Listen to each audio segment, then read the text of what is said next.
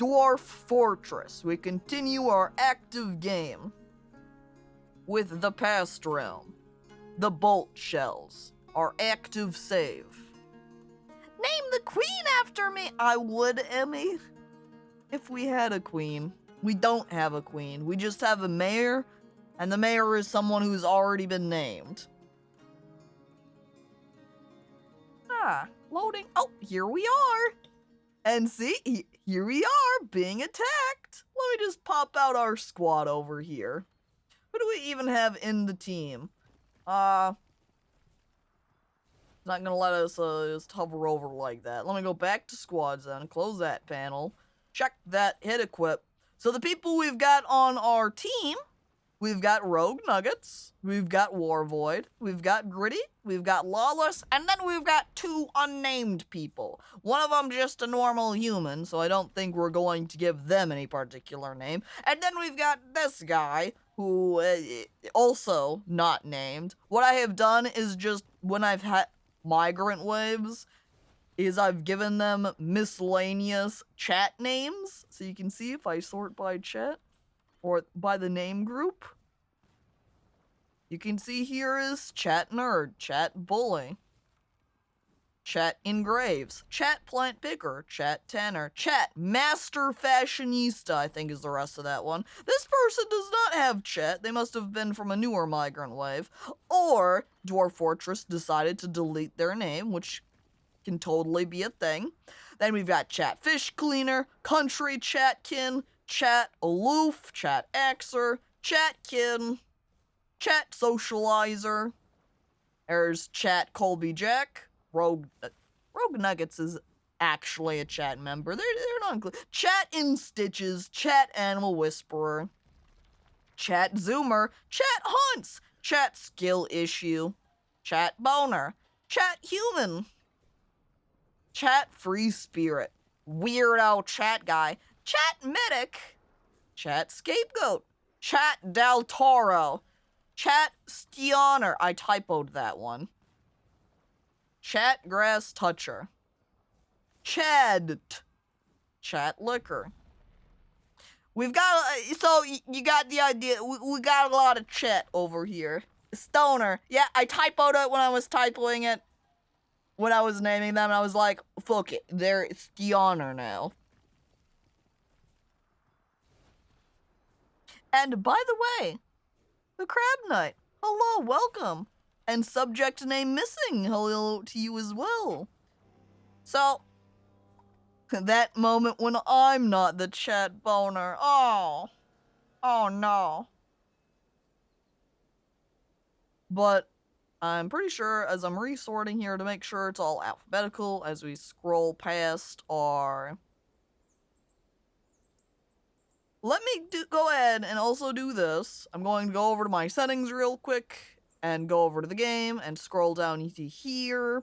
That way I have it replacing the entire name, because it's a lot easier to identify who you have custom named and who you haven't when you flip that setting on, because then it doesn't sort by first name. That is useful in other situations. It's not useful in this one. So as I look through here, I can see, yes, Horse, you're still here. Bang, dat Captain Horse, our bookkeeper. Next, we'll go ahead and just start from the top here. We'll grab random chat. I'm going to avoid naming the children here. Alright, so, Chat 420, Herbalist. I think what I might also do is try to give you some of the more exciting people instead of, random herbalist person. Like grabbing Chat Master Fashionista, the clothier, makes them a little bit more significant, more important. Floofy wanted to be a weed dwarf. That's true. I think you might already have a name in Game Slime, but I can double check. So starting from the top, we've got Thonax now as our clothier. And then as we go down, back over to chat, since Floofy did want to be Weed Dwarf, we'll name them over with Chat 420. Wait, gotta be a girl. Oh, yeah, you're right. This is not a girl. This is a guy. So if you want to be a girl weed dwarf, that is the next check we have to do. In which case, I guess maybe sorting by profession would be better. Because we do have several herbalists in this group here. So if I look from the top, this person is certainly going to be a guy because they've got beard. I kind of like how this person has a little bun. And they are a lady. So we'll go with this one. Make sure I delete everything. Weed McWeed Dwarf. Luffy. Mackie. Check. Let me make sure I'm deleting people as I go so I don't lose track of where I'm at. Is asking my dwarf to be named literally their job title going to be too confusing? No, I can do that. That's fine. I have a bit I need to continue. Alright, if there's also then a particular type of job that you want to be named for, I can always see if they're here. Next, I've got Hexy on my list. So let me see. Why do we make Hexy over here? This is why I need to grab a person on the right before I identify who's getting named, so I don't... Oh, here we go! Hex is a grass toucher. I was going to name them. Gonna grab the tavern keeper. Old grandma. Hex Wild. You're the old tavern keeper now. I'm showering now! Wow, getting clean. Phil is next. As we hunt down hippos! Yay!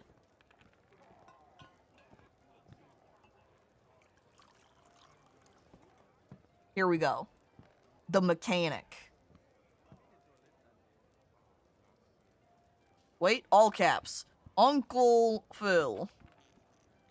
He's in. Phones are waterproof now. That's how Hexy's able to chat in the shower. Okay, next is Prowler Pangolo, who I honestly think naming as one of our hunters here. This guy, chat hunts.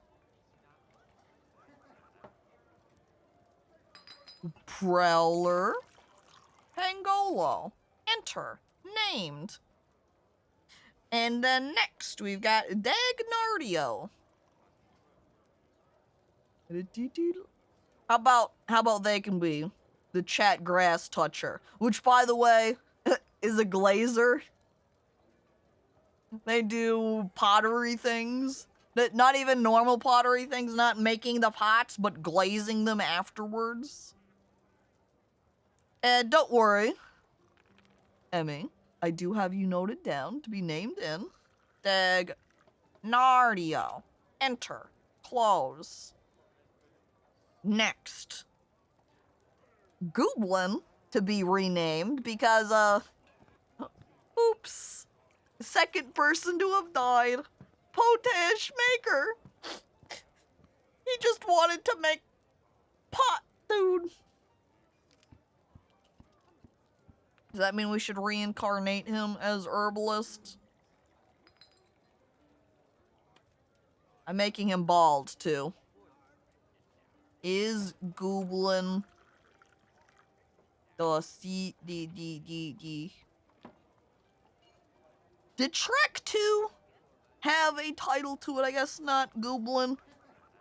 Is Gooblin the gooier? There we go. My locks! And there they all go. Alright, next is GB. But Tublin would have been good as well. This is unfair! Hey. Bald dwarves are good too. Like, I love that. I forgot that I named the Chad for a child. Well, anyway. Back up here. Chat Boner, the Bone Doctor, is now GBF6. GBF6. You're the bone doctor here. Badass. Alright, Emmy. Need someone good for Emmy. Who do we not have? You know, Chat Colby Jack right here is actually unnamed too. And they are old lady, who is a high master leather worker, by the way. What's the most rat job? That's a good question. What would be a rat-like job? For Dwarf Fortress in particular. Kind of feel like something of Holler would technically be that, but cheesemaker. Cheesemaker would fit, but I don't think I actually have a cheesemaker here. You could be a doctor too? You could be a doctor, Emmy. Performer would be possible. Little rat performance, you know? Gelding. I don't have any dedicated gelders, though.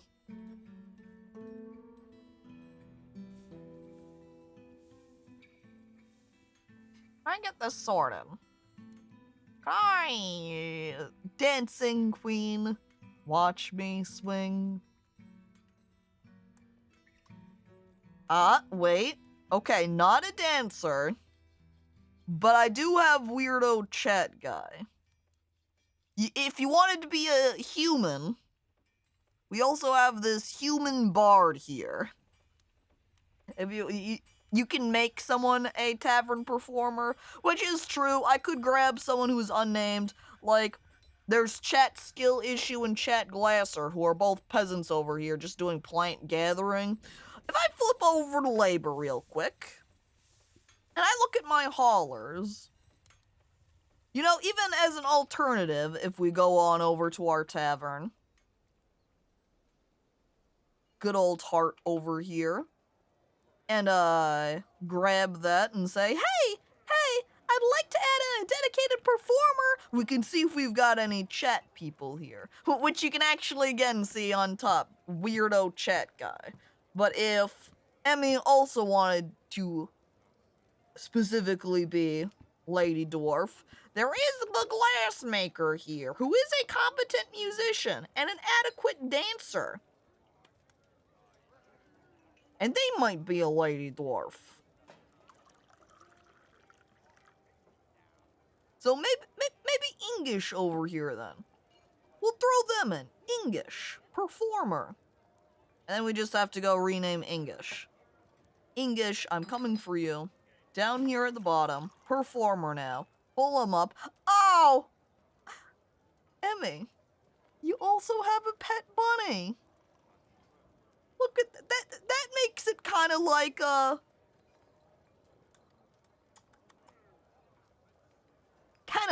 it's not a rat. Rabbits are not rodents. But hey, you have small, cute pet anyway. Bun dance, bun wiggle. It's real! Both are pests. Oh, they're vermin, John, come on. Hello, by the way. Okay, that means all we have left now to name is Pluto and subject name missing. Sort by name. We scroll. What is Pluto over here?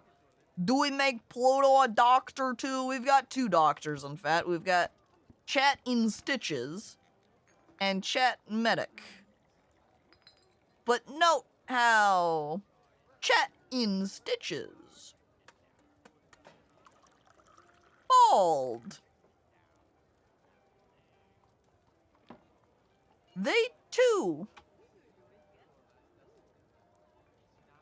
become bald. Pluto, there you go. You're a doctor. Which, by the way, poor spatial sense, sloppy, low stamina, weak, poor analytical ability. Oh dear. If there is a dwarf extremely likely to die tragically, I call dibs. Who is most likely to die tragically? Maybe a child? I feel like someone that works up towards the surface or down hauling under the deep is probably most likely to die, you know, sudden attack of enemies like right now with those vile forces of darkness. If you're out working out here, that puts you more in line to be attacked. I also am looking over here at Fuzzy, who looks kind of like they have a big smile, though I think that might just be a little scarf piece. Dang, Fuzzy is fashionable, very fashionable kid over here.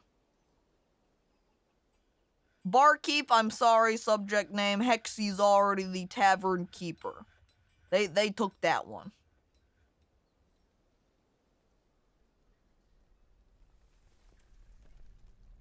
I sort. Now, if you wanted to be named, hang on. I would guess right here that they probably will lose their job here after a little bit because I don't really have anyone set up to die. But in the meantime, if we're naming you after your job, who's the most likely to die? The dyer.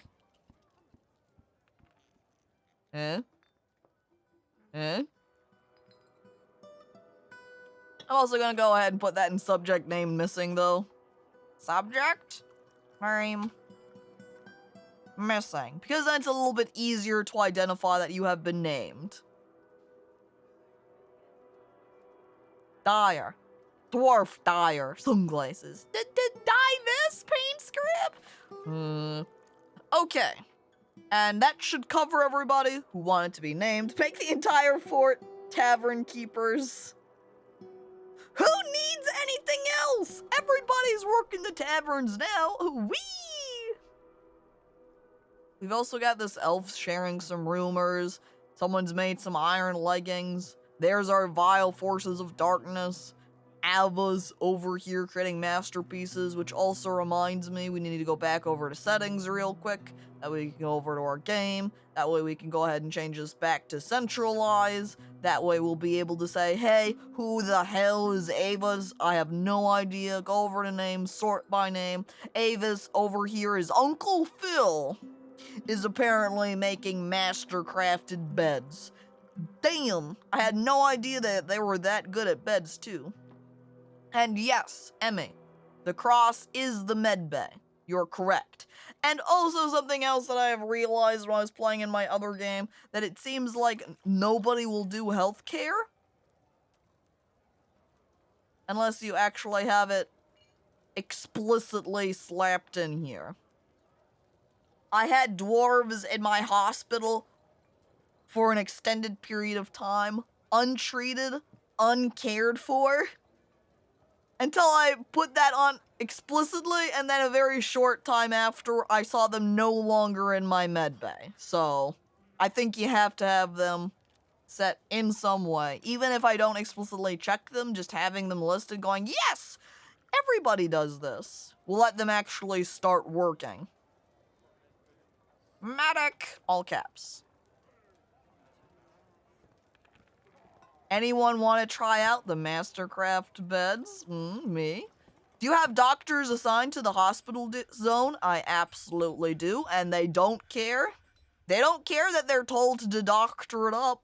I've had them actually, look at the dwarves and say, yep, that person sure does need some healing. And then guess what they do? Nothing. They just stare as those dwarves lie in bed, injured, untaken care of. Mood.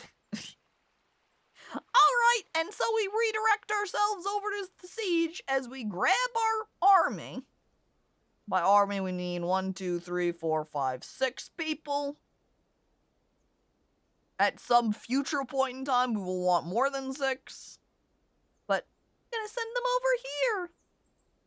Oh, siege. See? Oh, wait, they're coming from over here. Okay, they're all rolling in. We've got 1, 2, 3, 4, 5, and they all have bows. Kill them. Kill them all. Take them down. Confirm. We follow. They're right. Oh, and they've sent out a couple of snatchers. I swear they must get little shoulder rides or something. Because you can see they weren't there a moment ago. They were just hanging on to the backs of their bros. Trying to come along all sneaky-like, armed and defended. Keep moving. Oh, the snatchers just, like, completely booked it out of here. I don't know if they actually took anybody or anything. Oh, you can see this guy trying to escape as War Void over here is just completely spooking them away. Go, War Void, go! You're a little bit slow compared to that other guy, but oh, look, he's getting, yes! They're dead. Defeated. Slain. Yeah, frick this guy. I think they might have gotten everybody. I'm not seeing any more goblins. I do see, however, it still has listed as task, kill goblins. I go ahead and redirect into others, and I look at the people listed here, and I do not see any goblins listed. There are no goblins. So, we've defeated them all. It probably still has kill goblins as the task because of the couple that got away that were not killed. So go ahead and just remove that. And there we go. We win. Alright. Step 2 means we pull this up. Does that mean we just scared them all away? And so War Void was the only one to kill anything?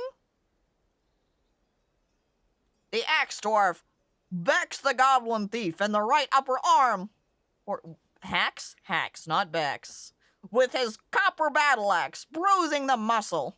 The Force twists the right shoulder, bruising the muscle and bruising the muscle.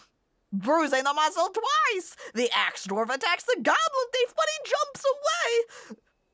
But the Goblin Thief then yells, I must withdraw! The Axe Dwarf attacks the Goblin Thief, but he jumps away again, still shouting, I gotta get out of here! The Axe Dwarf attacks again, but still he jumps away, but the thief can't jump away forever. The Axe Dwarf hacks the Goblin Thief in the right upper leg with his copper battle axe, tearing the muscle through his trousers. An artery has been opened by the attack, and a motor nerve has been severed, so the Goblin Thief falls over. Now he yells, I gotta get out of here, I must withdraw! The Axe Dwarf hacks the Goblin Thief in the left upper arm again, tearing apart the muscle through his clothes. Many nerves have been severed. The Force twists the left shoulder.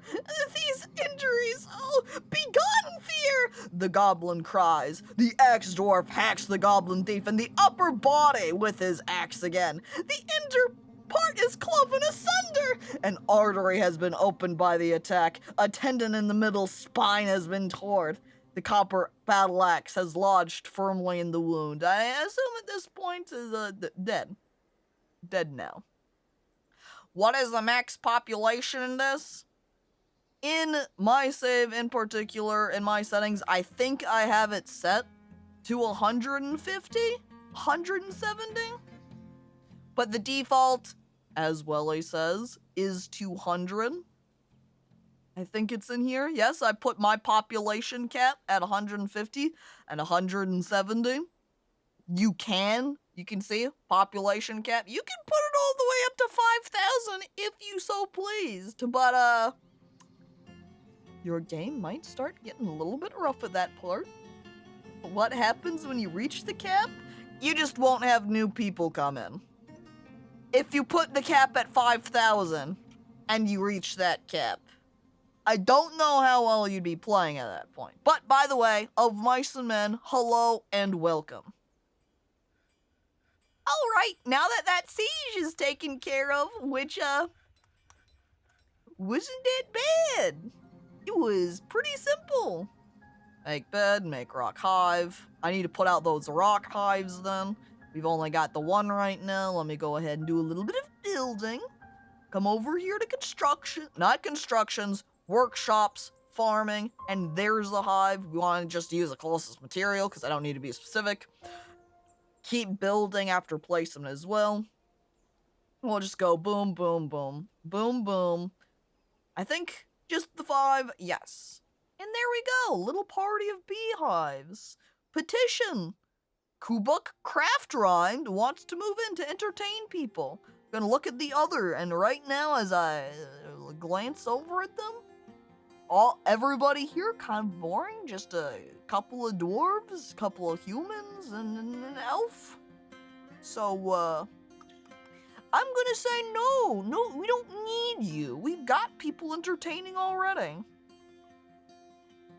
Someone's sharing rumor,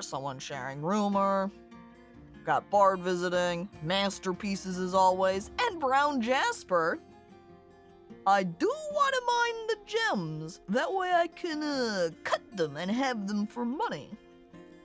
And don't forget, I also want to pop that out, auto, so we can explicitly mine all of the veins that are around here. Because we don't want them to stop. We want to get all of this, everything that's here. And you can see there are some additional bedrooms set up over here. I see we need to build a little bit of a wall right there. So we're going to construct wall. I'm going to choose the material here so it can be the rock salt, so that we can have consistent, or at least a little bit of consistent coloring. And then we want to grab, what alert? What's happening? A human caravan's arriving? A royal treasurer even? Well, I'm honored. Are they gonna make it so I have to pay more for their trade goods? Huh. Well, broker, get over here. I need to start moving some goods in. I'm looking at my bins to see what we have. We have our armor bin. I don't know what's in there, but I don't exactly want to trade away armor that we have. I would like to keep that so my dwarves can wear it. We've got some cloth bins. There's another gem bin, but there's not a lot in there.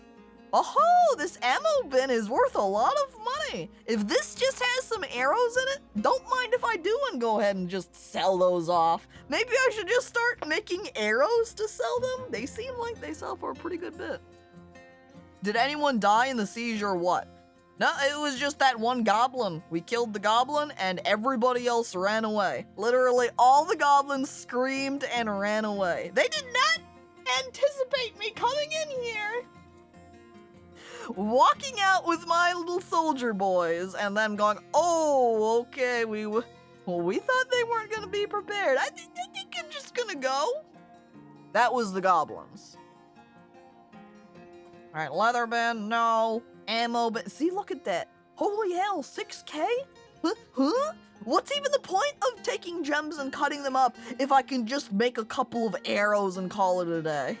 I'm sending that out. I'll go ahead and send my finished goods bin out too. Slide down. There's another well-priced gem bin. We'll send that their way. I'll go ahead and take a peep at prepared foods too. That would be, or just food in general. That might count as barrels. If I just type prep, it's kind of the easiest way to look at it here. We do have one that's worth 3K and one that's worth 2K. I think I'm gonna hold. Wow, that's a lot of items in there. 214, what's in this barrel? Can't you encrust other goods to make them worth more than the gems, or does it depend on skill level? You can encrust items. Sometimes it feels like they just want to keep encrusting the same things over and over. But yeah, you can do encrusting too. It's a little bit easier to just have them cut gems on loop though, than it is to make them explicitly encrust furniture though. That's just what I found. Encrust me? Okay, I grab some jade and I just shove it into Jordan's forehead. You've been encrusted. We've also got animals. Getting older. And look at that. Curses. Getting re-elected too. We don't have any, do we have? Oh, okay. We're not allowed to export splints. Totally fine. I haven't been making any splints to sell. We're all good there. And now we're going to, wait. Maizo, get over here. Stop stop conducting meetings. I need you up here at the trade center. How am I supposed to make deals with these humans if you're not over here to help me? Oh, opals. Oh.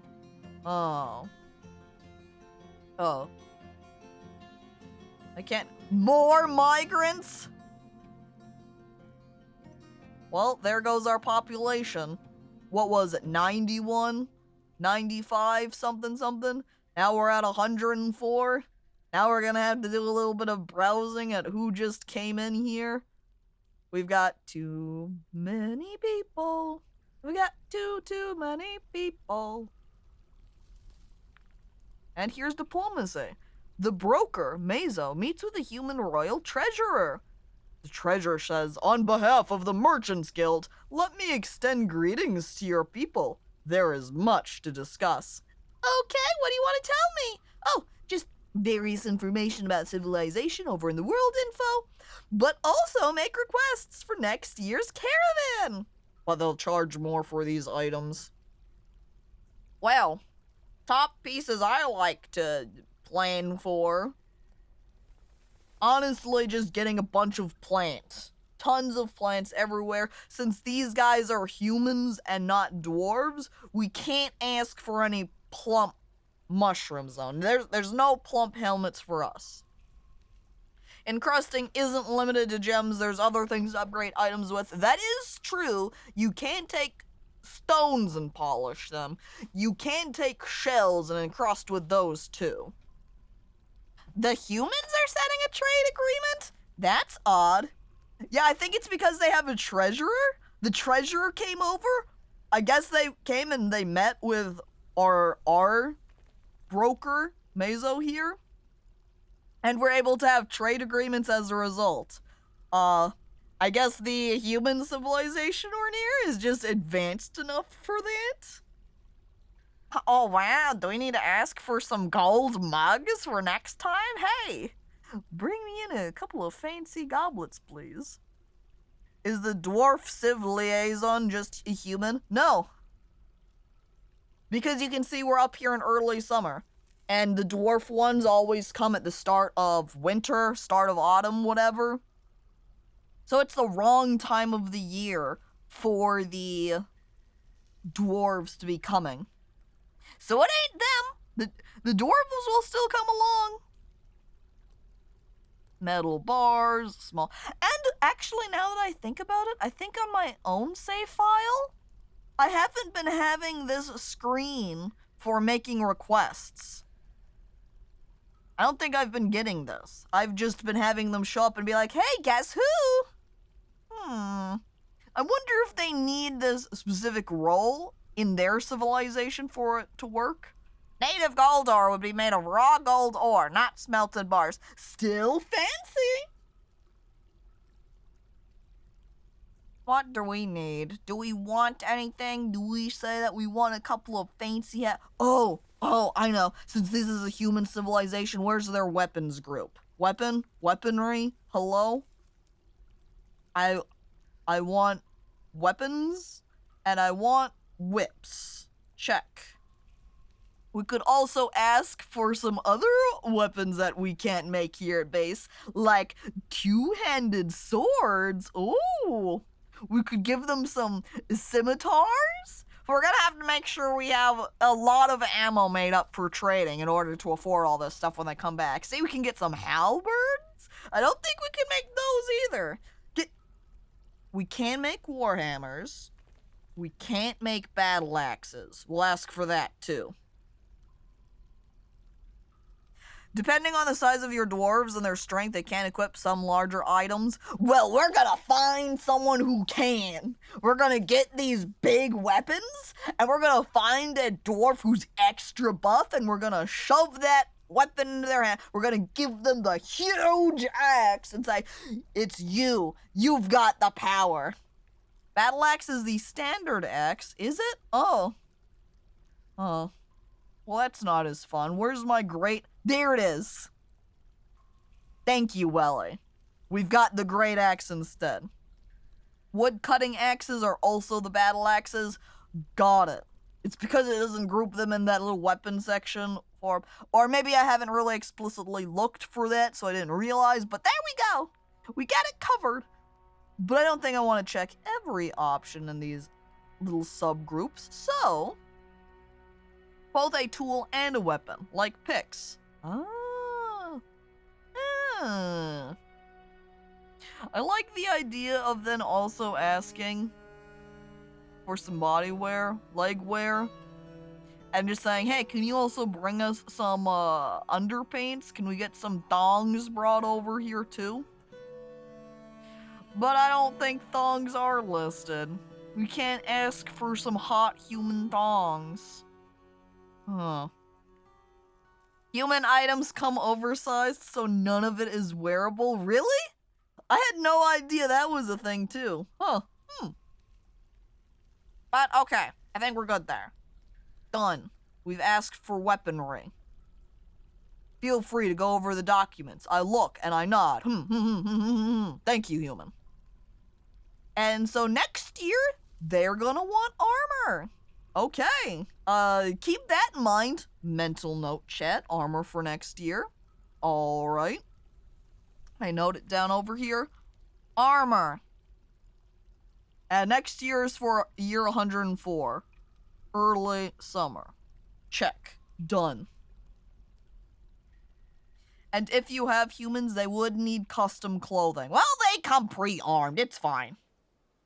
Elves and dwarves are roughly the same size, so they can share.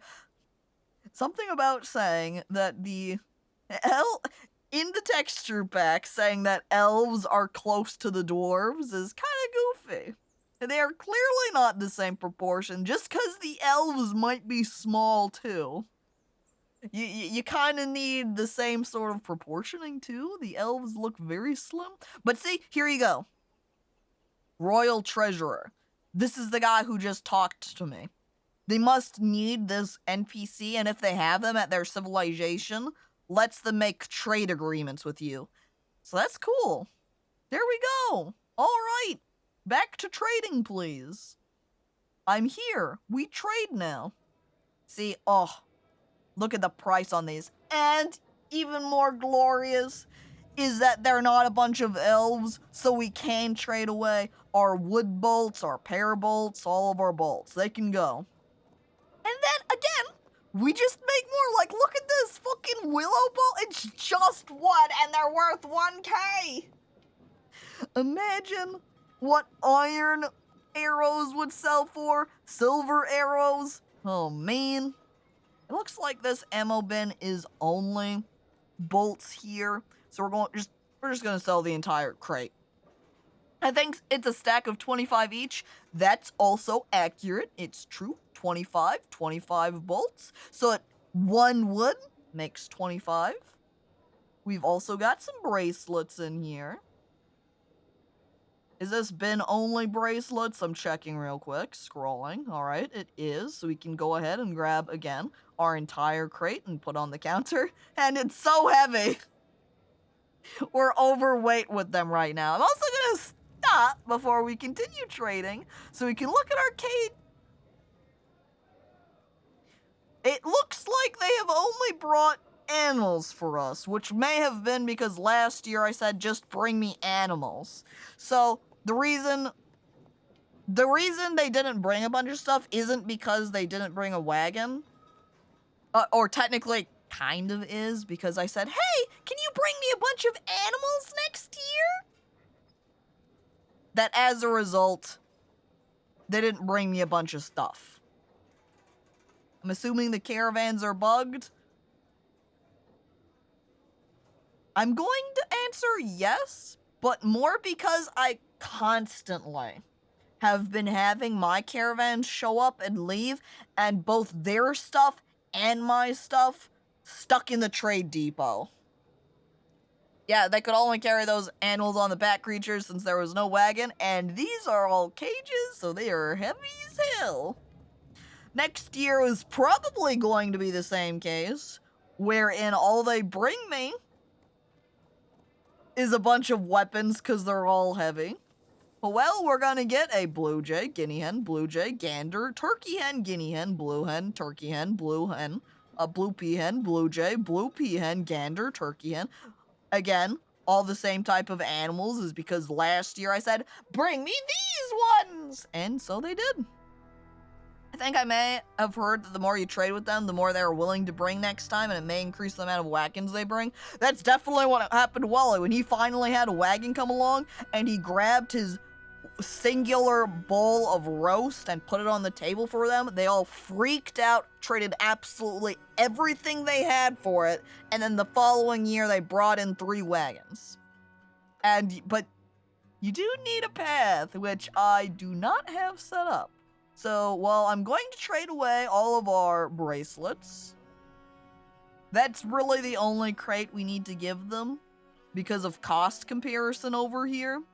So we're not going to give them our ammo. We're not going to give them any of our additional items, which looks like apparently one of our finished goods bins here was just a bunch of mugs. But that's it.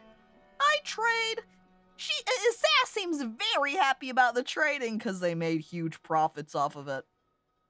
Okay, that means I suppose in the meantime, what we're gonna want to do as well. Now, question though, for building path, is does it need to extend from 2 sides of the map or just coming from one sufficient? Because I'm looking over here and we can't have quite a straight path because of the river.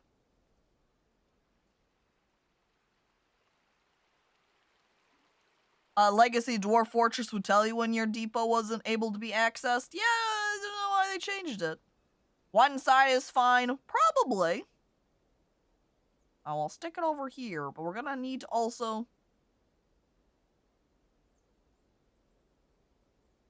Path, not wanting to quite extend, so I guess we'll build part of it. Oh, we only need 24 pieces? That is not nearly as much as I was expecting. I guess, as I look across our different materials. Imagine we show off our wealth and we pave the road with our billin bars. Oh. And yeah, that is a tree right next to the depot. Don't worry about that. We are going to chop it down. I'm just trying to get the path planned out here first so we know where it's happening. Stretch it out. Click. More bill. This is also an update from last stream, by the way. The past week, Dwarf Fortress did have an update to where now when you're using and choosing materials, you don't have to click one at a time. You can just click all. And then it will use all of that material, which, whoo, very nice. Good addition. Less click intensive. I thought as long as the map has 3 to 3 clearing wagons could arrive, which might be the case. The paths just explicitly say that it will keep anything from growing. As I pop it out real quick here, you can see when I hover over it, it says paved roads use less material, blah, blah. They can be used to stop plants from growing over wagon trails. So while maybe you don't need to have them, it's at least useful because, like, the trees will ruin things. There's also a rock right here. Rock? You're kind of harshing my vibe here, rock. I guess we're gonna have to go around rock, so we're just going to erase some of the area.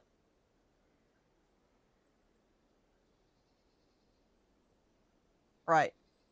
Oh, it pulls out the entire path group. That wasn't expected. I didn't think it was going to do that. Let's repay then. Up to the rock. Click. Billin.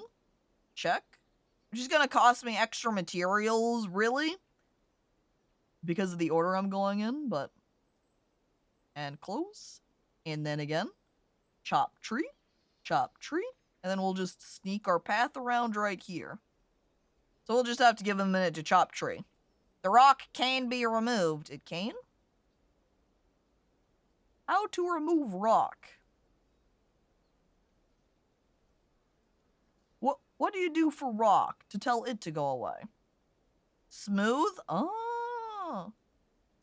Oh. That I was not aware of. And if that's true, we can just chop down apple tree right here and go straight to the right. Which, by the way, now the caravan's going directly past my little garbage trash hole. Oh, did I update that? The reason that we weren't able to dump things last time, too, why we were having an issue with that, is because there's over here in labor, standing orders, hauling, refuse and dumping, is if you have it set where they ignore the outside refuse and the like, they won't dump things that appear outside. So, dead body lying around, and I say, kill that one! Throw it in the garbage! They'll look and be like, but it's outside, we don't care. Rip magpie. Well, we'll go ahead and let our dwarves work for that. And then we're going to need to get our pen pasture taken care of here. Not a new one. Clicking on the old one. Because with the animals we have both purchased, as well as the fact we did have some migrants come in, we want to make sure that we're assigning them over here to our area.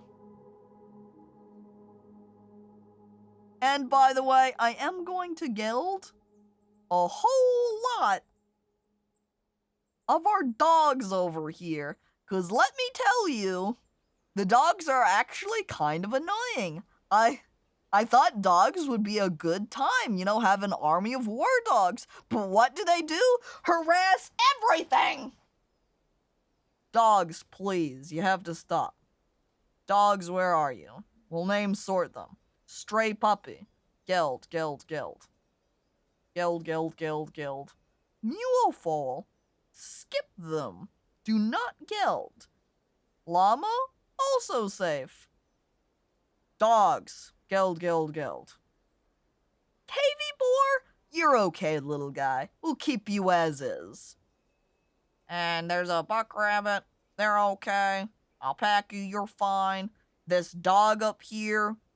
Maybe we'll keep one dog. Maybe I'll have them all cleared up. No animals. Animals, you're not allowed to breed anymore. Animals that we already have around, like the kittens, we'll just rely on migrants bringing them in. Or if we want more, we'll just buy more from caravans. Okay. Wonderful. Closed. They'll get gilded eventually. We've also got some more people asking, Neary sweetness creatures, and they want to eradicate monsters. Are they trying to mislead the monsters? Be like, yeah, we're totally for it, and then they stab them in the back. Is this the situation? I don't know.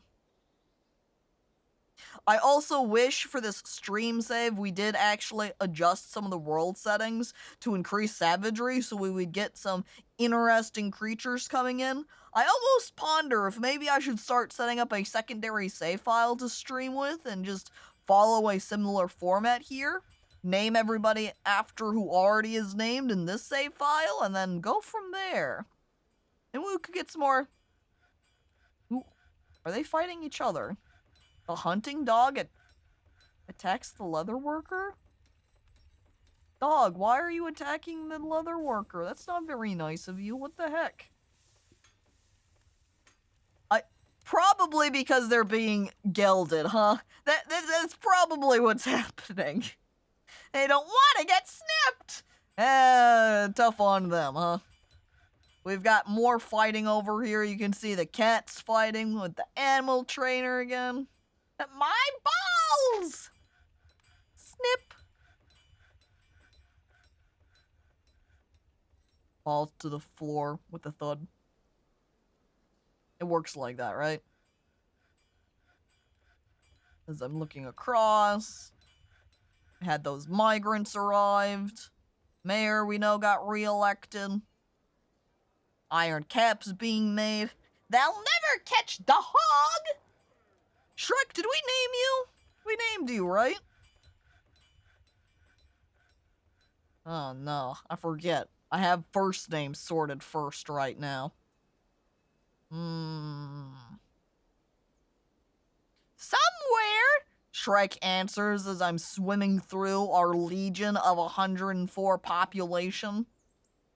Let me do this, because we did have those additional dwarves show up anyway.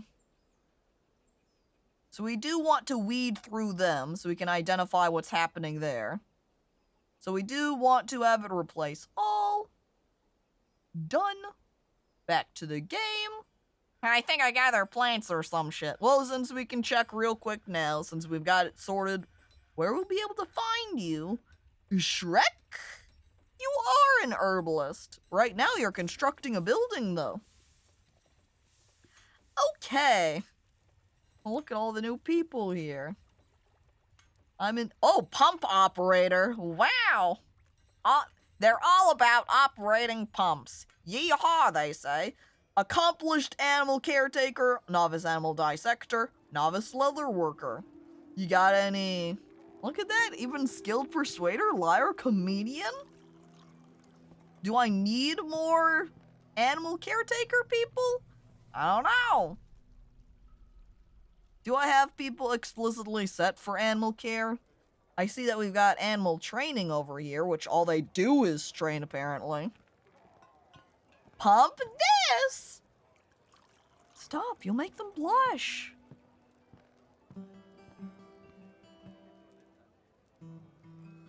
I think the rest of them just kind of join up in the hunter group. I don't think we have a dedicated animal caretaker otherwise. It just counts as hunter, generically. I feel like I should make the animal training group here also be in animal care too. We checked that option. Now they'll do both. So now we could grab that new guy. Here, bomb wreck. I checked them over for animal training. And then we rename Chet Cat Guy. Named. Next, we've got Dastot, woodcutter, who is a competent bower and a competent potash maker. We might make them our new potash guy, replacing Gooblin.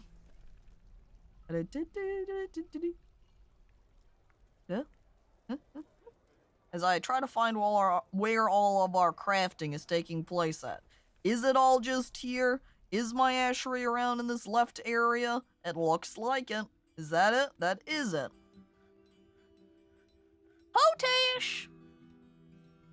Right there. Das stop. He's here now. The poet is jobless. Seems accurate. The poet refusing to give any rhyme.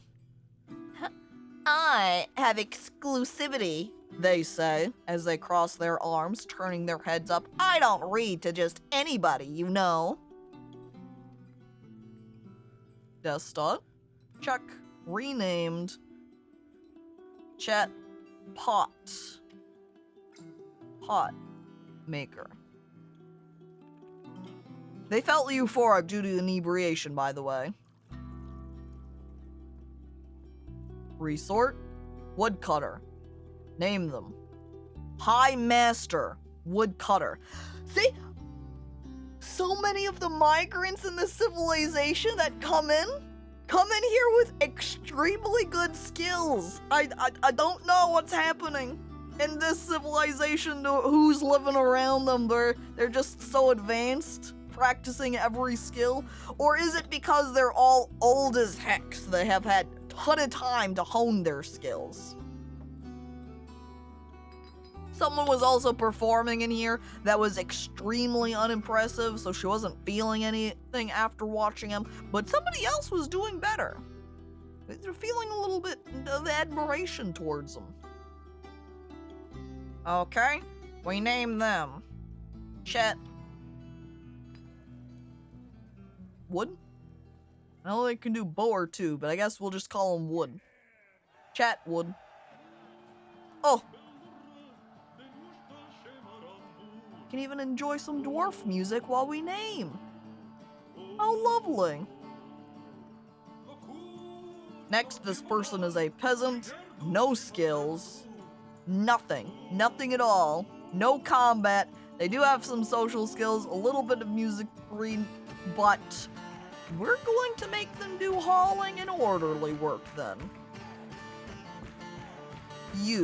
Your name. Chat or here.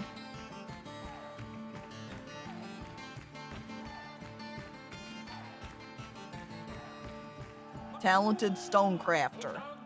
Competent wood burner. Novice soaper, novice beekeeper. I think we already have stonecrafters and the like, so a lot of these people are just kind of like, whatever. I'm just gonna kind of generically name them. Chet Jammer. And Lawless, hello! ABD, always be dwarfing. Hell yeah. Take every opportunity to dwarf. Like, look at this guy! Professional diagnostician, competent bone doctor, high master woodcrafter? These people that come in are too powerful. We had Chet Boner earlier already. And here's the, we'll call him Chet Funny Bones. Do they have any comedic skills? A little bit.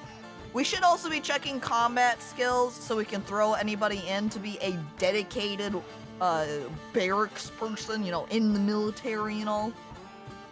Accomplished pump operator. Everybody that comes in, though, all they can do is labor and like a whole lot of doctoring, but almost nobody comes in with any combat skills. By the way, they're going over here to pray to Onalseer Mystery, the infinite subtle whisper. I love how long this deity's name is, where it just bleeds over. Chet, pump in dumper.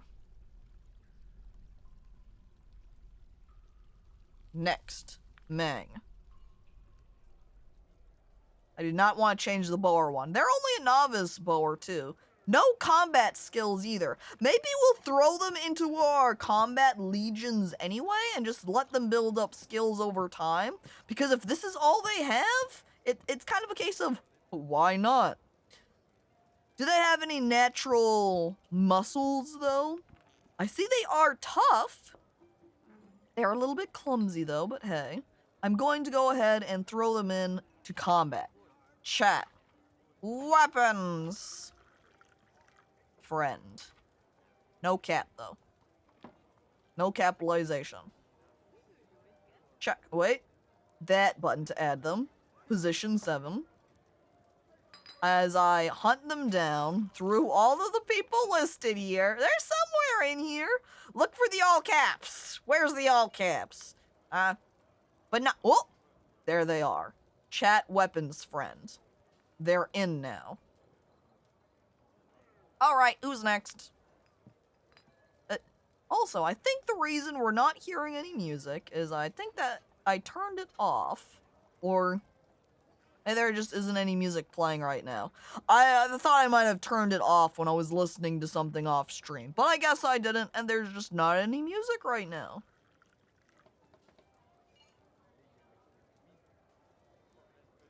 I wish I could have an option to force next song. Oh well. Next name. Another animal caretaker. Please have skills. No! Nobody comes in with any knowledge of how to fight. I just get a bunch of wimps over here. Well, since you're an animal caretaker too, I guess I'll slap you in for animal training as well. Chat, dog boy. Wait. Dog lady? Yep, okay, yep, they're a lady. They're also unconscious. I don't know what's happened to them. Next, farmer. Look at them. Spinner and a gelder, huh? Skills, nothing in combat? Do you have any extra bonuses? Good with language? No. Oh, if they're sickly. I don't know about you being anything related to weaponry, you know? I'm just gonna name them Chet Nobody. I'm mistyping it, so it's No Dotty now. Chet No Dotty. They were also already 81 years old and had no skills. Poor guy. Adequate wood burner, and that's all you have? Another bad one. I could always throw one of them into even a temple, say. Chat entertainer. Funny guy.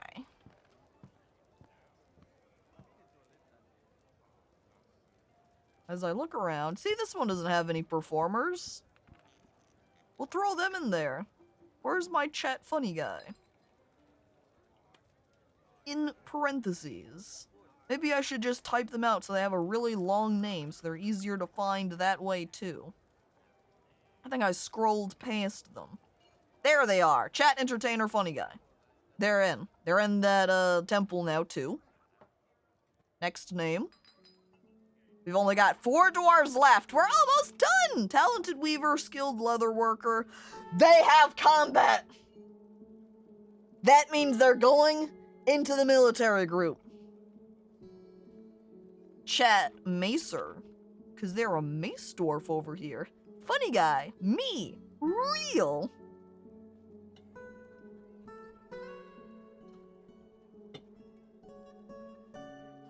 Alright.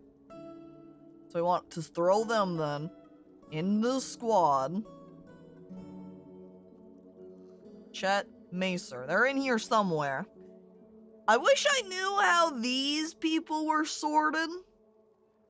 Because there isn't really anything readily apparent.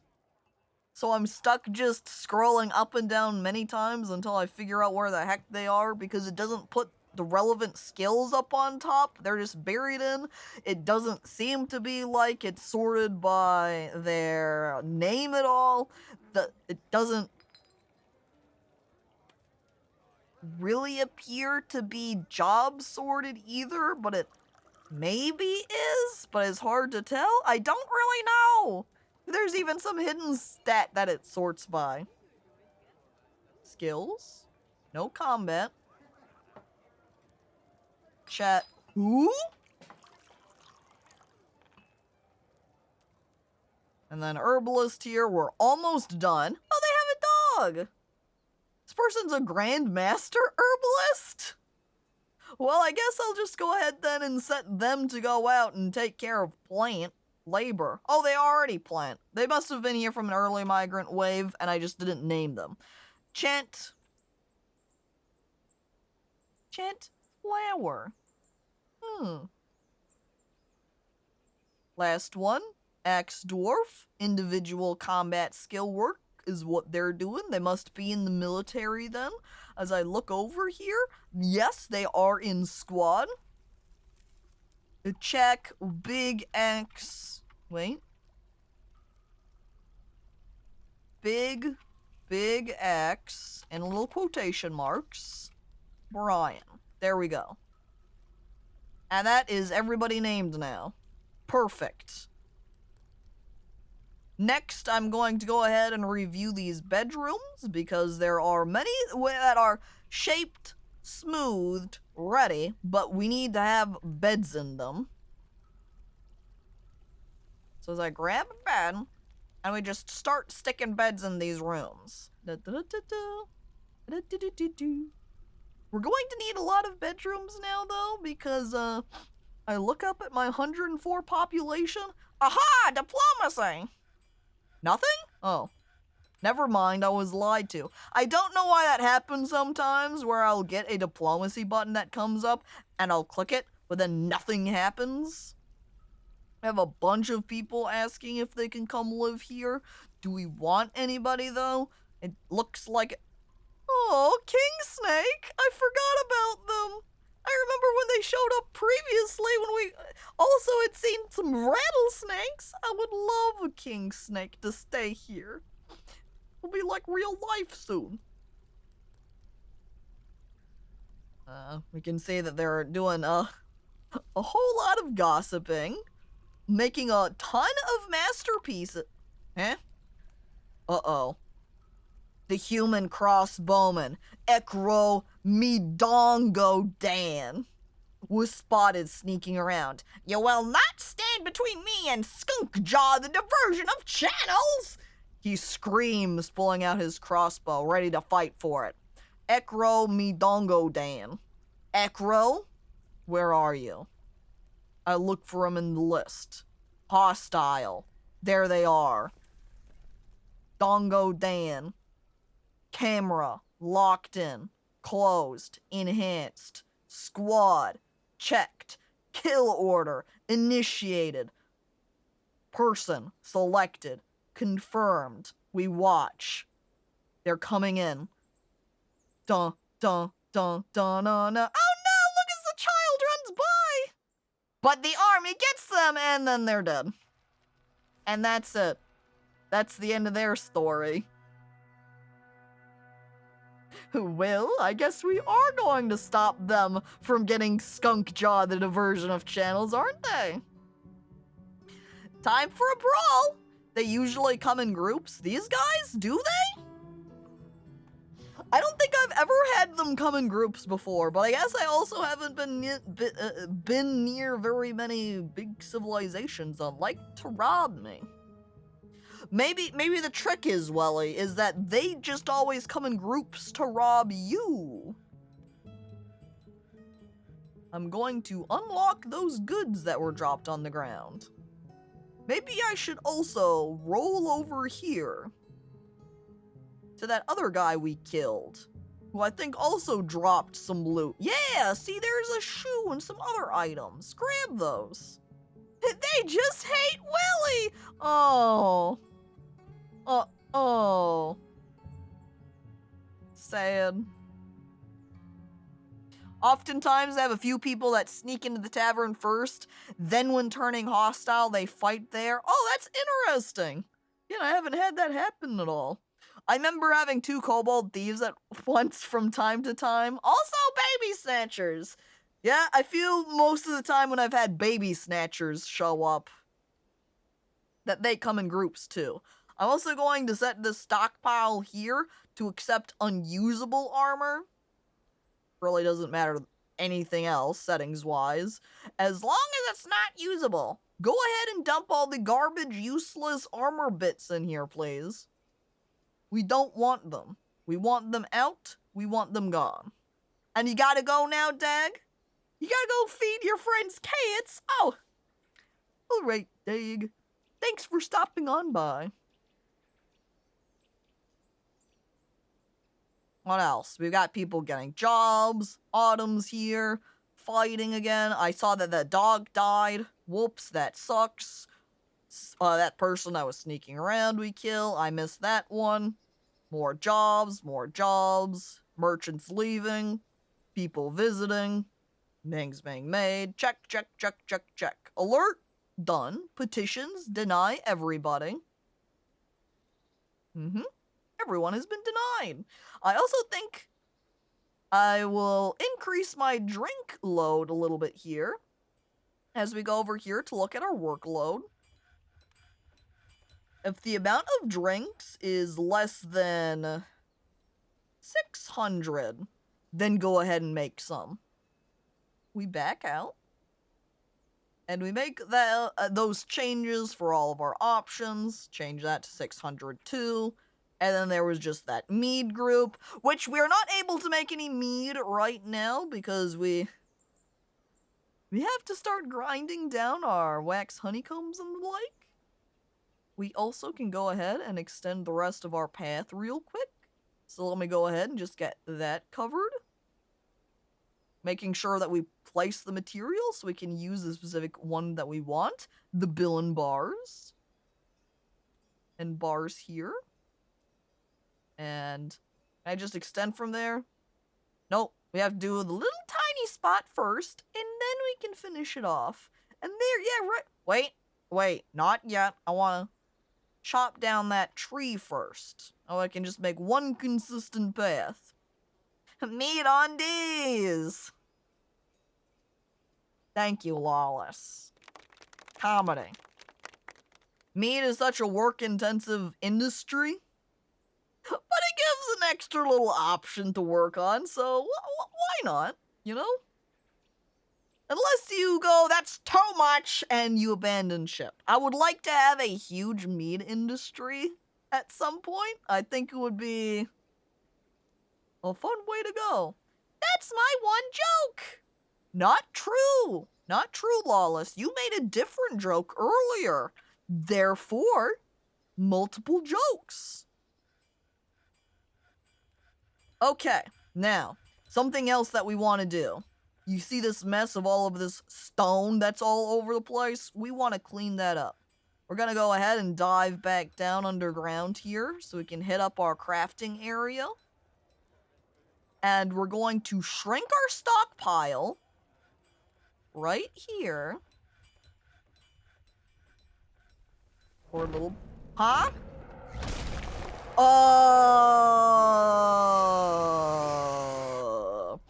So we're getting attacked by a dragon. This isn't a forgotten beast. This is a dragon. Chat, we've got some bad news here. Let me go ahead and pause. Where's Dragon at, please? Hello? Dragon?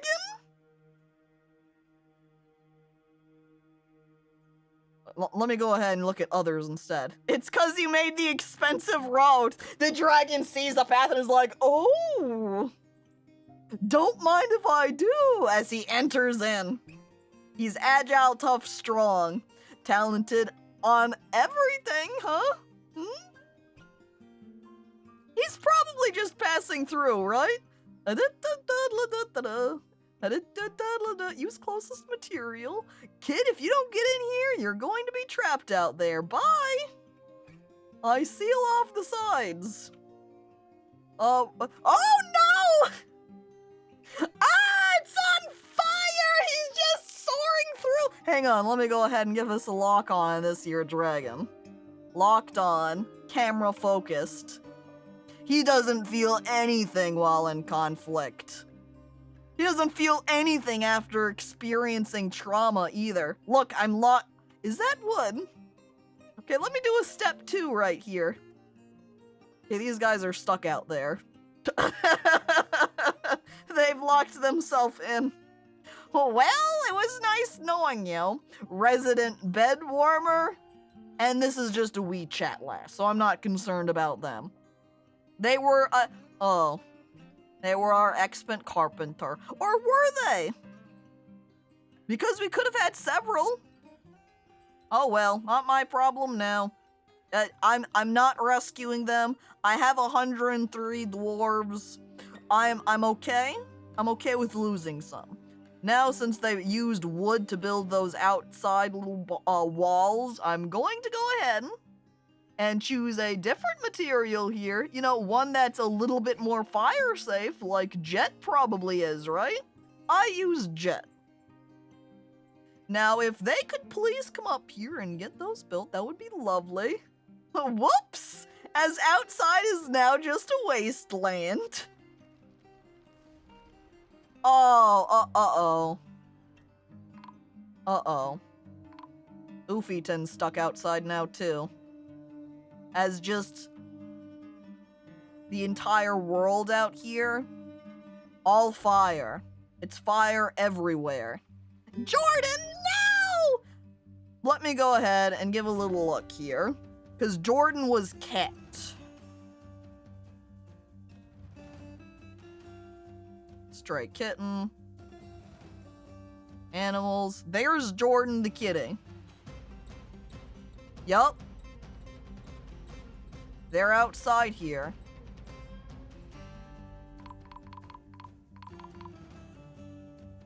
Something has collapsed on the surface. Something has collapsed on the surface.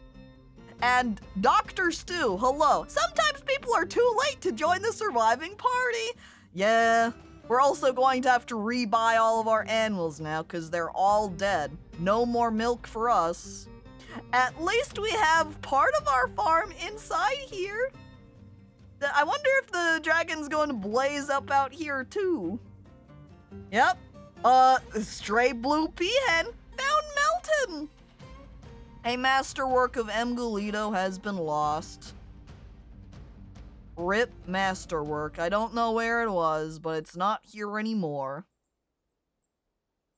Rebuy your animals. Caco, you're never getting a trader again. The dragon will kill them all. This fort is is dragon just here forever? Dragon's never gonna leave? He says this is my fort now? Oh no. Oh no. Dragon. Lock on. They're just hanging out in the flames there even. Whoosh. We have to use cave trees. Yeah, it's a good thing we have an underwater cave. Underground cave where we can hang out. Whoops, I think someone just got lit up. Caravan. Oh no. Caravan, bad timing. Don't come. Oh no.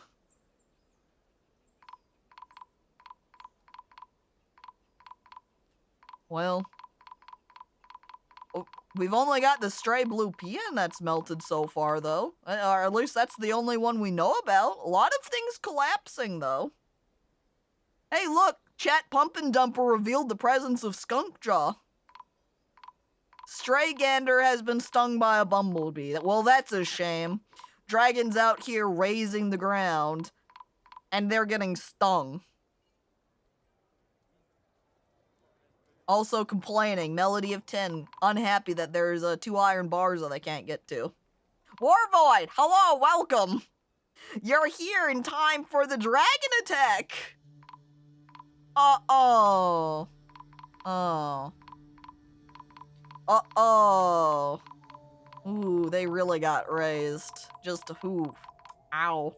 Pile of ashes. That was, I guess, resident bed warmer, maybe? Woodworker found dead. RIP. RIP resident bed warmer. That's a lot of alert sounds! Yeah. And these people also now. I like the mayor peeking outside the window at the dragon, burning everything. Hey guys, can we, do you think we could make a splint in the meantime? Caco, why did you gild me?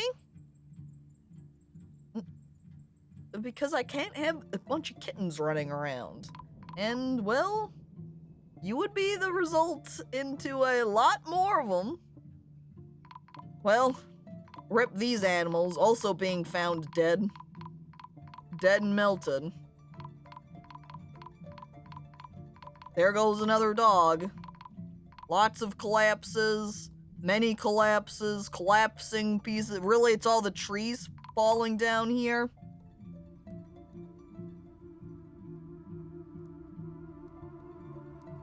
There goes more of Mgulito's masterworks, too. A shame. Oh no! The whiff performer has been missing for a week? Something tells me they're not gonna have survived. Grav! Hi. Well, maybe we can make peace with the dragon? I don't— Oh no! Manfred! Manfred was one of the children that was trapped outside. There goes him and all of his amulets. That's probably where all of those masterworks went, huh? They were amulets that were made. Oh no. Oh no. Who else? Do we have anybody else that's human that have been dying? I'm just seeing those two. Wiv, Manfred, resident bed warmer, all dead.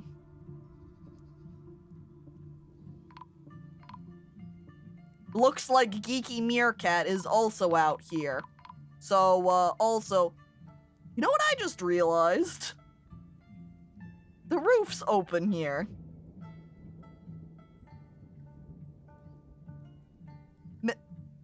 Maybe we want to close that. Maybe we should build a hatch over here.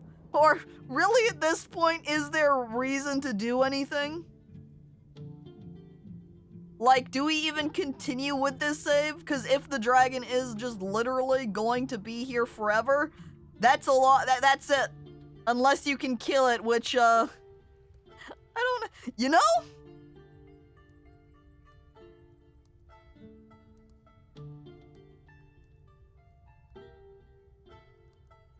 We have our squad checked. We initiate our kill order. I look for the dragon. They're all gonna be set on fire. Where the heck did the dragon go? Dragon! Dragon! Raids uninvited guests don't just walk away. That's what you think. Dragon? Not in pets livestock. There we go. You. He was annoyed after being choked on dust underground. That's your fault! What do you expect? You confused after being knocked out during a cave-in? Dragon? You're the one raising the landscape. What do you think's gonna happen? We pick him to attack. You're gonna go off and play Stellaris with a friend horse? I hope you have a good time. And yeah, I'll see you during the watch party. Don't suppose you have any shields? I totally do. I don't know how many. Oh no, Diplomat could not complete a meeting and is left unhappy. The Diplomat walked in here. We've got a lot of people missing for a week. What probably happened, honestly, is since we had the roof open, probably some of the people just went back outside after. Oh no! Somebody's visiting and dragon attacks! And now they're dead. Someone has to report the bodies as dead, and so it's one of the people that decided to leave, which is apparent. Oh, there goes Jordan the kitty too. There's also been missing.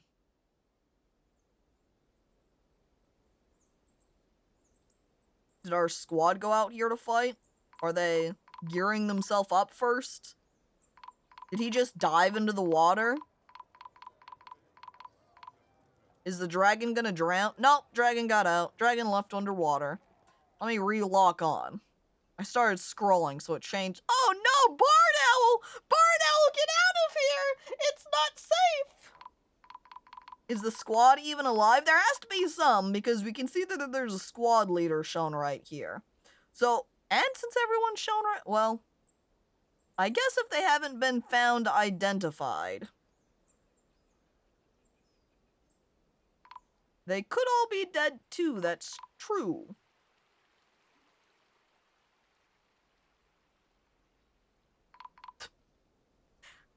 As some more migrants show up. Migrants, you did not pick the best time to move here. There's slime. Dead.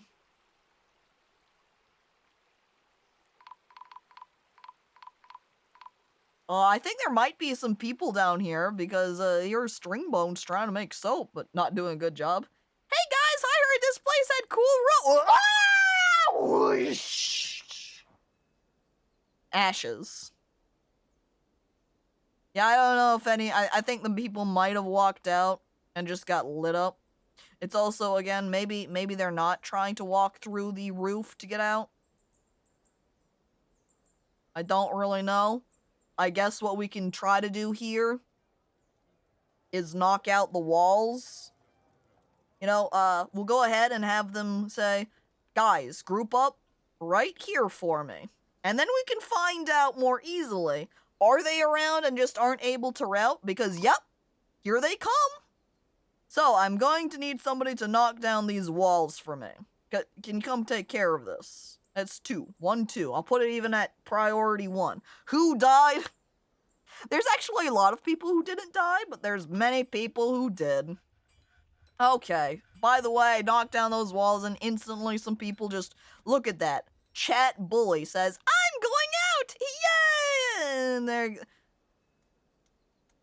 Bad idea, kid. Where'd they go? They were like right there. Bad idea, kid. Confirm. Lock on. Chad, bully, that's me. Oh, there they. Oh. There they go. Oh, battle! Go! Kill the dragon! They fight! They battle! Quick pause. As I pull out the battle screen here. Dragon, how's it looking?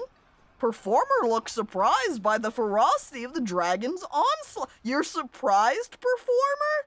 The dragon came at you and you're like, I didn't think this was gonna happen.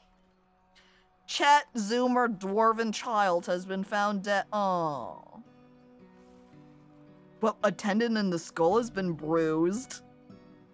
Or, unless they're talking about the Dwarven child having a tendon in the skull bruised. I think that's what happened. I think Chat Zoomer is the one who just got killed right there. The dragon claws the Dwarven child and left upper leg. That's a shame. Dragon colliding with... You know, maybe this is a good thing. Dragon, distracted by child, does not fight my warriors. Woodcrafter missing dragon, that's a shame. Then they got clawed. How is dragon looking? Can I pull up dragon stats? Healthy? No wounds? No, we might not be... You must appoint somebody to... First to create the squad. Everyone died. They all ran out, and the dragon just killed all of them.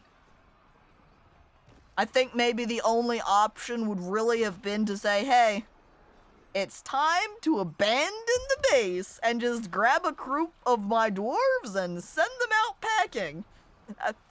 Well, that's it. That's it, I'd say. I'd say this fort, it's over. There's nothing left now. This is the dragon's fort now. Well, here I spent that time off stream. Naming people, prepping people up, and just... There it all goes with the dragon waltzing in like it's no big deal. And a floofy spider. Thank you for following. Well... I guess we'll save and return to the... We'll save this to a new timeline, right? We'll just save it. It doesn't matter. Save.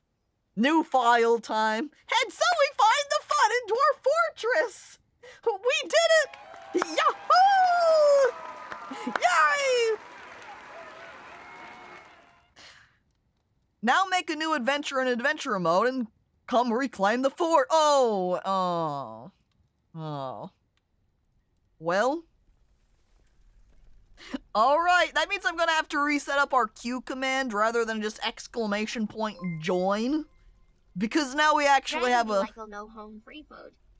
limited number of people. King, thank you for the bits. Dragon is really like that, waltzing in here. Looking around at the fort going, oh, you thought you were hot shit because you killed that little group of vile forces of darkness? Ha ha ha ha. Whoa! Flames everywhere. Alright. Well, create new world. I'll go ahead and set up new command for new queue. Lol, said the dragon. Elmow. This time we'll do a little bit of customization here, huh? We'll go ahead and keep world map the same. Maybe pop into the main piece I want to change is the natural savagery, so we can try to get some animal people up in here. We go into detailed mode. I love death is apparently a seed I had in most recently. I think those were from parameters for another save I was making. Dragons win. Wait, I guess just dragon. It was just one that came by, so we'll do dragon win, which puts that in for various seed options. Damn, that's a big world. That's the default for large island size. Should we shrink it down and just do medium island? We'll shrink it down. medium. What would you do? Dragon win. That's what we just did. Dragon win. El meow. All right, let's start looking at our options. We'll go ahead and leave most of these ones up, I think, just default world generation options, but the savagery is what we're going to change. Which way is it that we make things more savage? If we increase our minimum savagery, we'll get more wild creatures. Is the whole world gonna be named Dragon Win El Mao? Maybe? No. Variants. Oh. Savagery variance here? These two options are what we want to increase, and we leave the min and max range. Set one high and one low. X variance range. Psst. What happens if we do it at maximum value, though? What are we looking at? Are we looking at worm people if we set 3200? Would that be too much? What happens if you do maximum X variance savagery?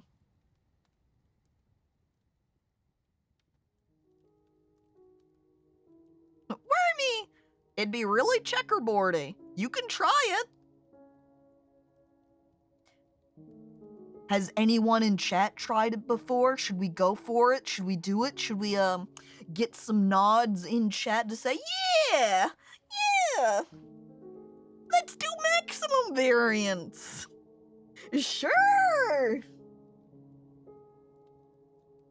And Lawless, I hope you have a nice walk. Literally the best of times, worst of times. Should we then leave that? Well, maximum X variance. I've totally played the game and have tried it. Grav, I trust you. I'll listen to you saying, yep, I've tried it. Even though, by extension, you didn't say how it affected it. Which leads me to, be suspicious about maybe you're lying there? You're lying to me? But don't be ridiculous. Nobody ever goofs with the streamer. More volcanoes? Okay, here's elevation, rain, drainage, savagery mesh, temperature mesh, volcanism mesh. Were the volcanoes back up at the top? What if you maxed everything? I don't know about that one. Should we increase our number of villains here? Not like crazy if we're gonna pump up our savagery. Oh, I need to make sure I hit enter after I type. Alright, those are increased. Secret types, also getting increased. Okay, we also have evil here. I would prefer if they had good option. Pump that up. Yeah, like the good square count in small. Increase good.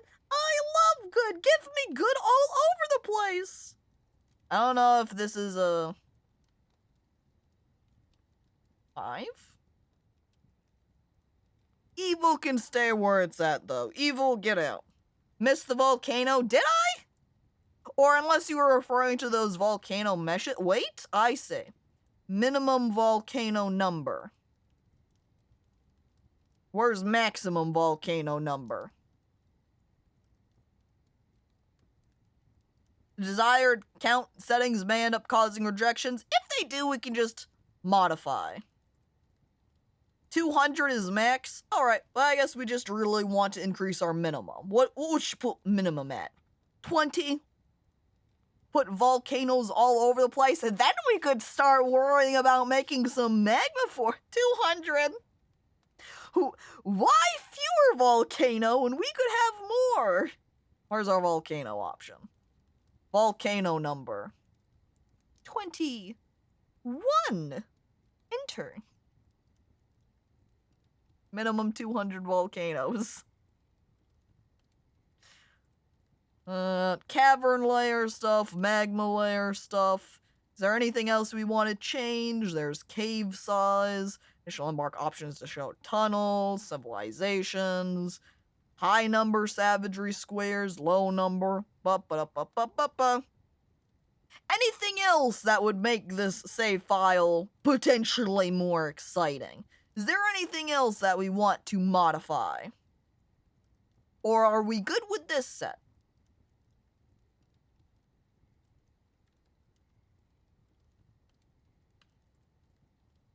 If you make a bowl-shaped word, would all the seawater get in?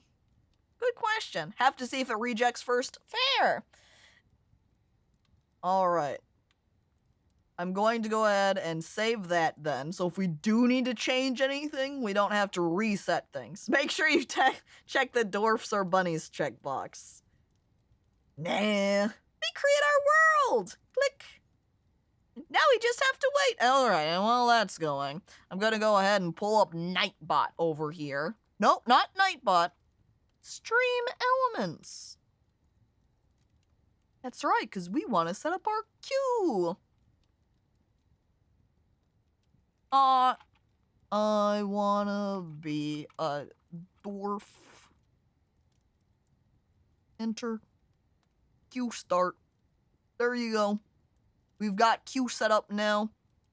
And now I also need to update stream title.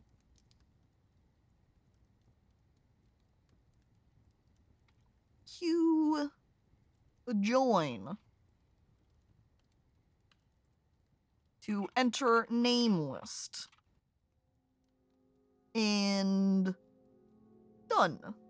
And then that means I also want to delete the join command, because it's not going to be good for us anymore. And hey, as I glance back over at the game, I see we've actually done just fine. We only had 3 rejects before it started going, making a very long abridged chronicle group. The Violet Seducer? I see we're at year 121 now, so we can pause at this point.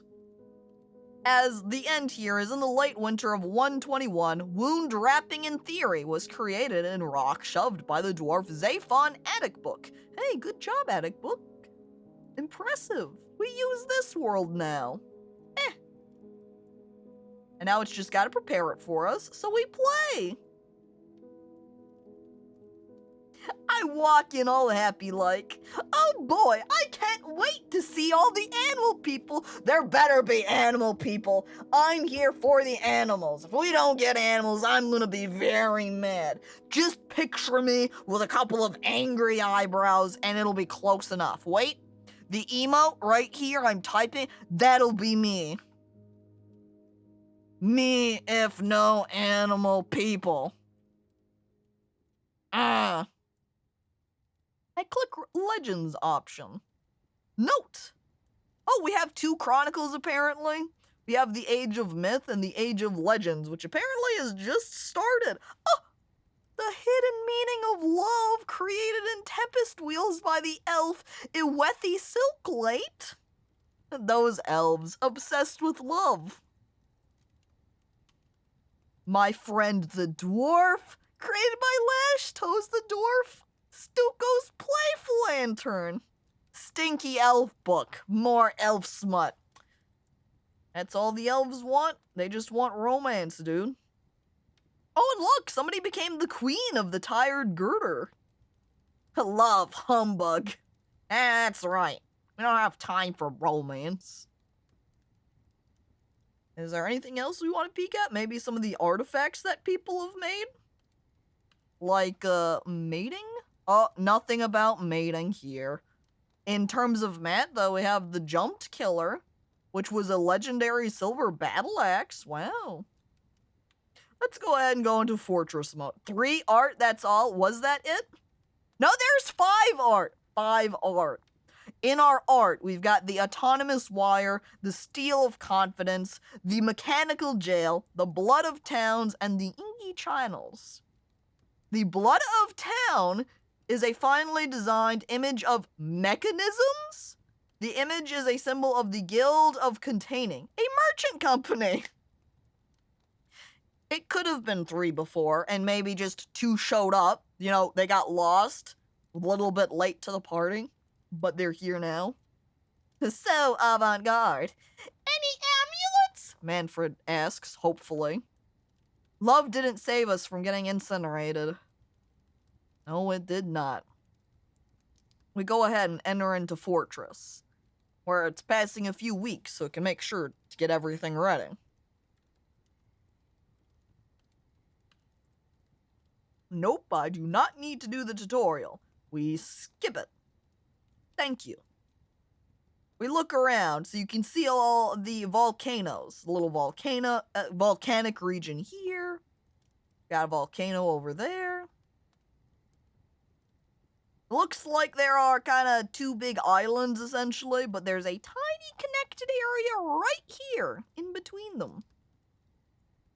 Okay, so what we're going to do next, however, is we're going to find our embark location. Click. And then we're going to have these. I'm going to put flux stone layer on. I do not want a heavy aquifer, but honestly, the light aquifer ain't that bad. Aquifers aren't hard to deal with. You just have to tube a little bit more.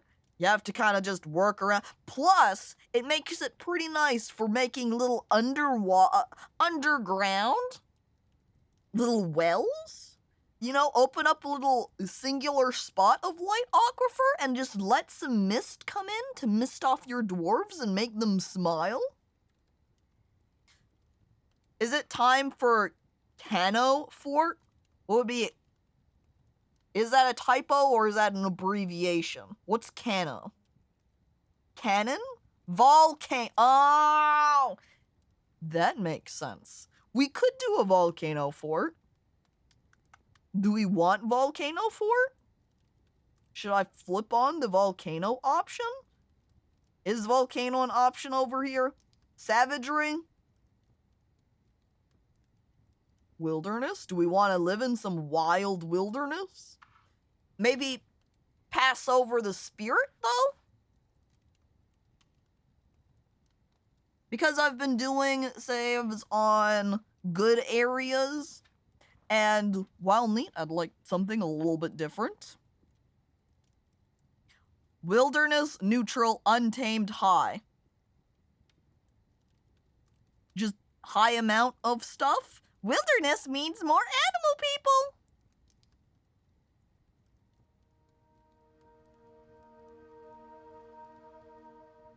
High compared to what? No, the savagery, there's more savage. So do we want to be in untamed wild? I vote for bunny fort. Grav, we will keep bunnies in mind. I like snow. We're not going to start in snow. I think that would be a little bit too challenging, especially after we've pumped up our savagery levels. I vote for Goblin Fort, if only Goblin. I think that would have to get prepped off stream so I could modify game files to make it so we could start as goblins. I also like the singular volcano down here in the tundra, which would that technically mean that we could live in tundra snow region with a volcano hanging out there? Do 2 in 1. Alright! Though if we wanted volcano area, there's not really a lot of options. But we'll go ahead and begin with this and see what it gives us. Go ahead and search! There is a play as any race mod, which I guess then in the on that other side would still be an off-stream prep case. We would have to set that up. Well, here we go for round 2. Grav grabs the bunnies and says, I'm playing as them now. Either getting a mod for it or adding a few tags and files makes the race playable, yeah. Either way, I don't know which would be easier to work with or better. Sci-Fi was playing with it the other day and made a goblin fort. Is his goblin fort going smoothly? Has he lost it all to a dragon attack? And, by the way, Lichi Popo, hello, welcome! Bunny fort people would be an easy change? Grav! Just get yourself some Dwarf Fortress, and then you can play Bunny People race. Of course, he's been too busy playing Kinseed right now. Just don't add the Gilk mod. There's already so many types of milk, I don't need Gorilla Milk too. right, here's our options for area. There's actually a lot of the map that says it's good. Most of the map, in fact. Well then, guess should we look around? I can see right here there's a volcano. Oh.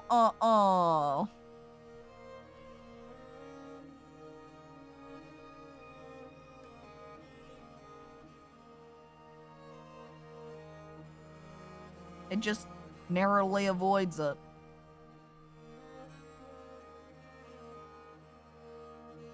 What's the difference between them? Kind of looks like the main difference is that this one has a light aquifer, whereas this one doesn't. Most of the world is untamed wilds! The entire world is wild! Whee! Okay, we have volcano here. Oh. This is wilderness around here, though. So if we did live here, we would be out in the wilds. And I think there were some... Yeah, there's some dwarves that are nearby here, and some elves, so we would have some neighbors. Let's zoom out again. Where else do we have? Where? There is a dwarf area right there. Volcano still avoids it and is also nestled with 1 billion pounds of rock, so I don't know how enjoyable that place would be. Any other volcanoes around? Over here? This is a kind of a lone island, so I don't really want to be there anyway. But there were people living on it. Already checked that. I guess we checked that left volcano. This right volcano is also uninhabited, but is also on tiny baby island. Would this make us safer, though, from the vile forces of darkness? I am on Lone Island. Just try to get to me. You can't build a boat. Island means no trade. It also means no sieges, right? Would the dragons still be able to get to me, though?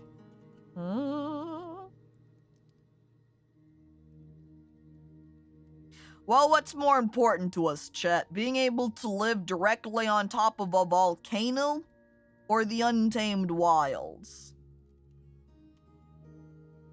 Because then our options would be to live right next to it, get untamed wilds here, or we could live on top of this volcano here and lose the light aquifer. Live where you think would be the most interesting for you! Just don't dig up.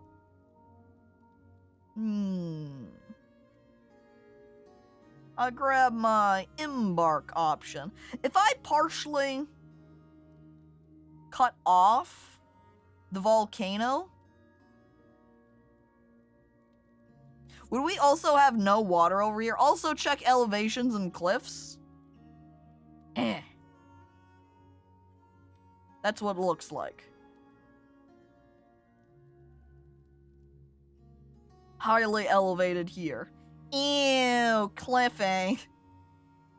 Alright, shall we go look at the forest volcano then? Oh, is it down here?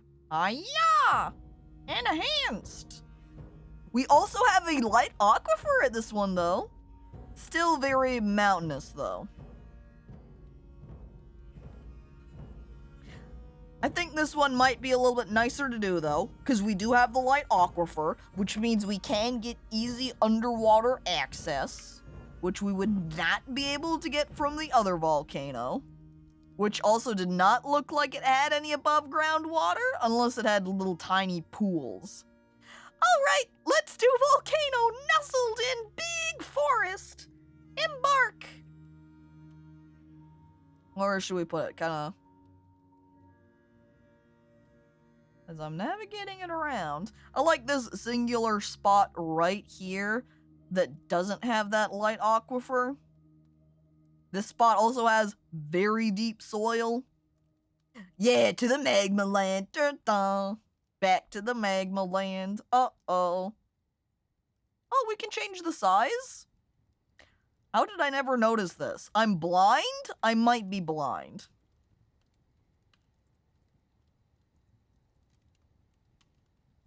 If you shrink the embark to 1-1, you can probably see which tiles have aquifer specifically. I want the aquifer. I'm just kind of trying to decide, is there a good spot to have the volcano at? Like, relatively centered so we can kind of build near and around it. Use the magma as our advantage. Have it so that we could have a couple of floodgates set up to spill magma down our mountain in case of dragon attack and consume dragon in magma. You have selected an area with salt water. It might be very difficult to survive here. You have selected an area with a light aquifer. Water might need to be pumped out or carried away. Area with salt water is not an issue because of our light aquifers, because I don't think any of the groundwater can be salt, right? And yeah, Popo, a dragon came by and just whoosh, torched everything. So, we're here now. Alright, confirm. Let's go ahead and prepare carefully because I want to be able to name things this time, I think. I don't recall, though. I think if we clicked lunch mode here, which is one I've set up previously, if it just instantly starts us, I don't really want that. It does still let you edit. I'm clicking. Embark preparations were not completed. No bullhead or leather quivers available. It grabs us and is like, hey, wait a second. Some of these options that we have are, you can't have it. No fish! Oh! Just means your Civ didn't have access to those items. Yeah, I'm kind of thinking that we maybe don't want to have a fisher dwarf this time. Because we don't have a river and we don't have, I'm kind of leaning towards an assumption where if we, I guess it said we had salt water, right? We could also dig down a ton to try and find the caverns underground and just go fishing there as well. Or would it be better to just respec our fisher dwarf to be a hunter? Should we opt for hunting instead?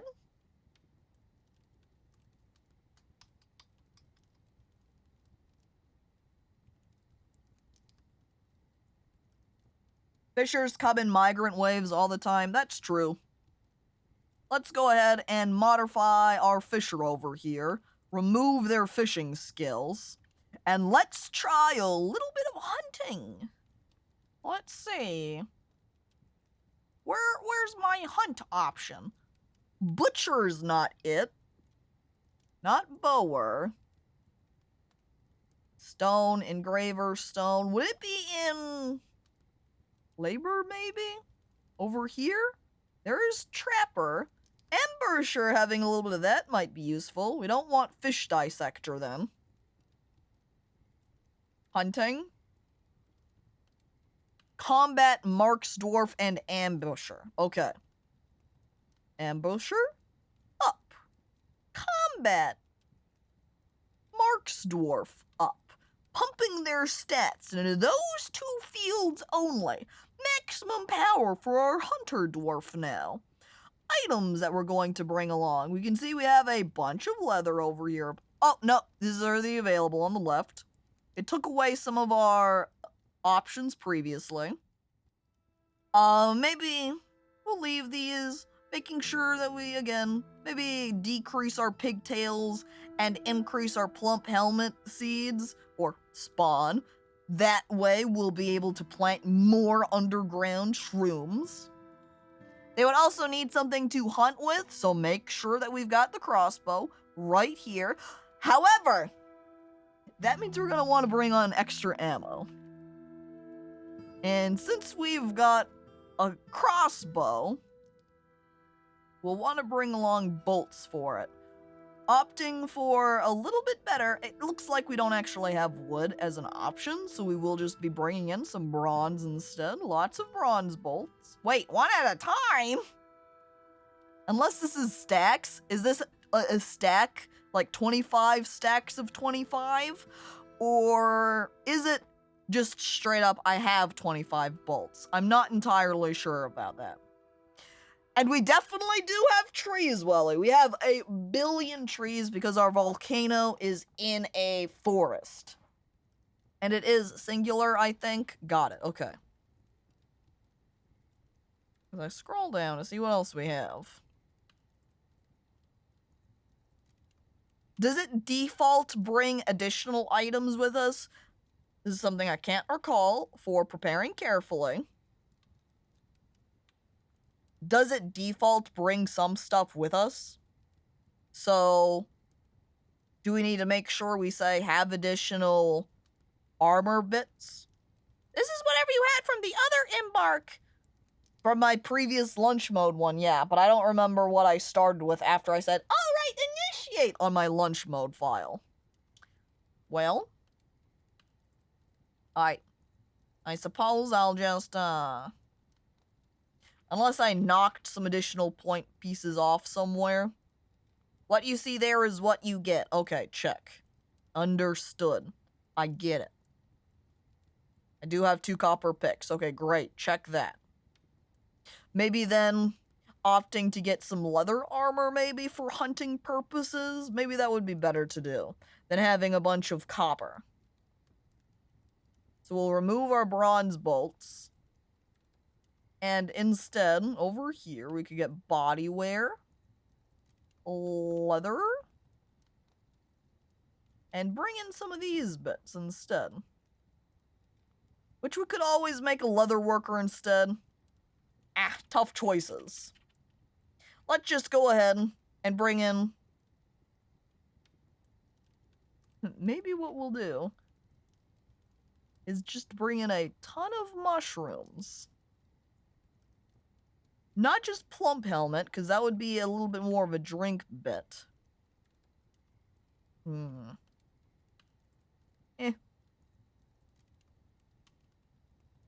We bring in just a ton of plump helmets. All plump helmet, all the time. We need nothing else. Animals. Okay, now, since Grav was saying, I want to do rabbits, I'm going to ditch some of these helmets again. I forget that the points are shared between items and animals. How much do bunnies cost? I head down to the rabbits. Which also means we're going to be eating them. Oh, they're cheap. They're cheap as hell. We get 1 doe. We get a buck. We'll take 2 does because that will mean more rabbit spawns. We'll just have to be diligent about butchering them. Eating them. Well, yeah, what else are we gonna do? We could also get some pigs to eat. Anything else inexpensive? Maybe not obscenely. We'll stick with that. Plumps, come back. Nice ham sandwich. Ham and some mushrooms. A rabbit harem. Okay, next is going to be our fortress name, chat. What are we feeling? What? We are in a volcano, and we have forest. And we are chat, so we're kind of like a hive mind. That's what people always say. Oh, we can't do anything related to hives. We could do bees. Those have hives. We could do ants. Is there any chat point? Nah. Conversation? We didn't die from a dragon last. Welcome to fucking boat murdered. We could do dragon murdered. We rise up from the ashes. The Ash Risers. This is our settlement name. So it would be a little bit different from our civilization, alright? Let me just go ahead and slap on dragon temporarily. Because we got fortress, group name, group symbol. Seduced dragon.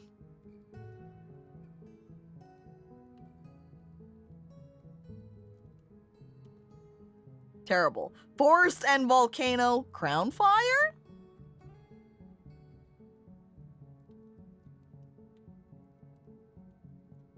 Crown. Fire.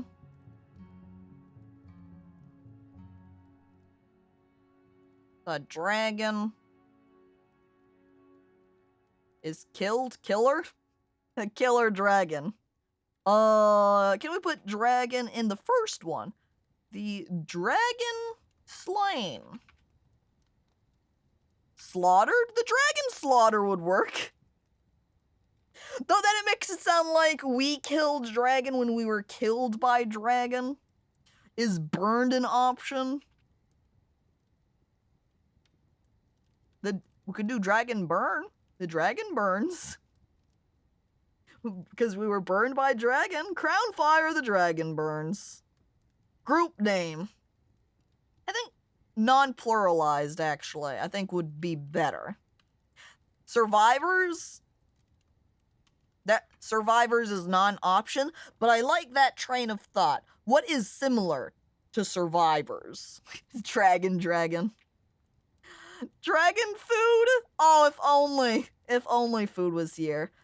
Fool is here, but dragon lunch? Cattle's not an option. Cow's not an option either. But again, lunch is.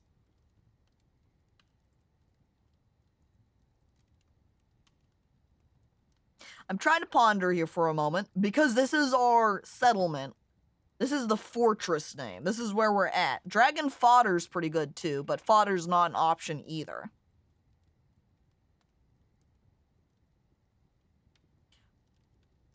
Dragon aunt. Dragon balls! That's not the same thing. Victims would be alright.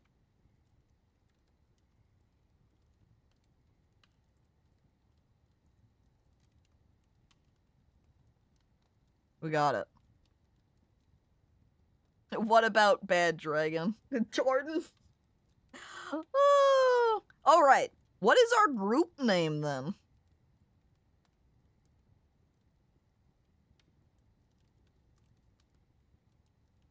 Are we just gonna have it all named after dragon then? The first bit. The dragon flame. Flames. The dragon flesh. Dragon corpse. Corpses. The fire belchers. Okay, that's pretty good. Is belch an option? But we could do the dragon belch. I think we need it pluraled though. The belchers of fire. We can't do there's no R. It's belch or belchers. So no good. The dragon burdens are left over. The dragon burdens. Burdens to the dragon. Dragon scared, you know?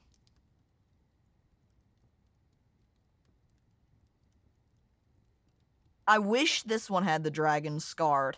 I wish scarred wasn't here. The dragon D's. GB!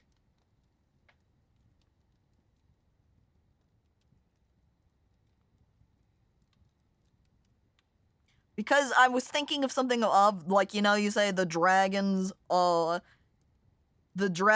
if survivors were an option. The dragon survivors of strength, you know, we pull ourselves back together. The dragon scars of businesses. Buttering, butterflies, buttoning, cages, calling, cankers, cats. So many options for not conquerors. Conquered would be more accurate. The dragon scars of crumbling. of crying! The dragons of crying! In tears! The dragon of crying! With just one dragon, though. Our group is the dragon of crying because he raised us. Okay. Creature. Dragon. It is an image of a dragon. Is there something that's breathing fire? Flayed, shot, is burning. Image of a dragon burning. Laughing dragon. Melting dragon. Screaming dragon. Flames is not here. Oh yes, I guess since we did the dragons of crying, it would fit. Oh, we don't have crying. We have cringing, but not quite the same. There is screaming, though. Melting is good? It is the image of a dragon, and the dragon is melting. Is that going to be it? Do you think we could have something, say, like, on fire around? Is fire an option in any of these? Because I don't think there is. That's kind of unfortunate. Image of a dragon. The dragon is melting. Name the image. Do we need to name the image? Is that a requirement?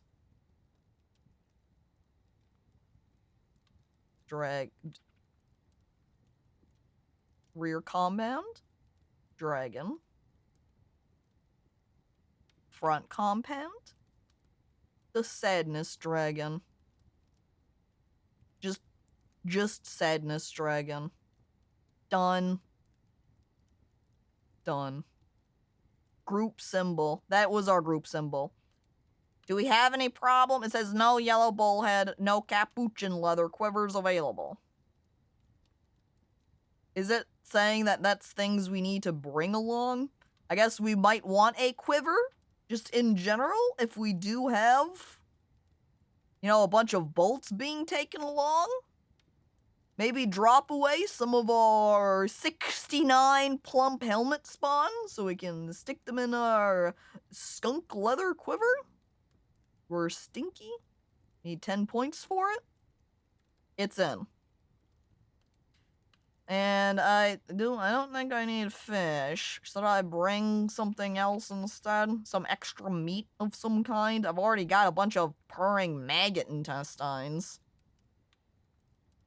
I think we'll just stay with this. We're fine now. This works, right? We got enough food, you think? You think we're put together enough for this trip? I'm gonna save the profile. Died by dragon. Enter. Wait. Save. Embark. We'll see how it goes. The map's being prepared. Alright. A new chapter of Dwarven history begins here at this place. The crown fire the dragon victims. Strike the earth. Oh, it gave us some nether cap wagon. Look, it even placed it right next to the volcano. Here it is. Centered on the map. It sure is tall. Oh, what is this tree? Ooh, pine. Cute. Okay. So we're next to a very tall volcano here. Just sticking right up from the ground. So if we then even built our base next to it here and dug into the side of the... If we could dig into the side of the mountain, then we could be prepared to just, you know, make a little tiny spout area where we can spill out the magma very easily. Just open the volcano to the outside immediately! Whee!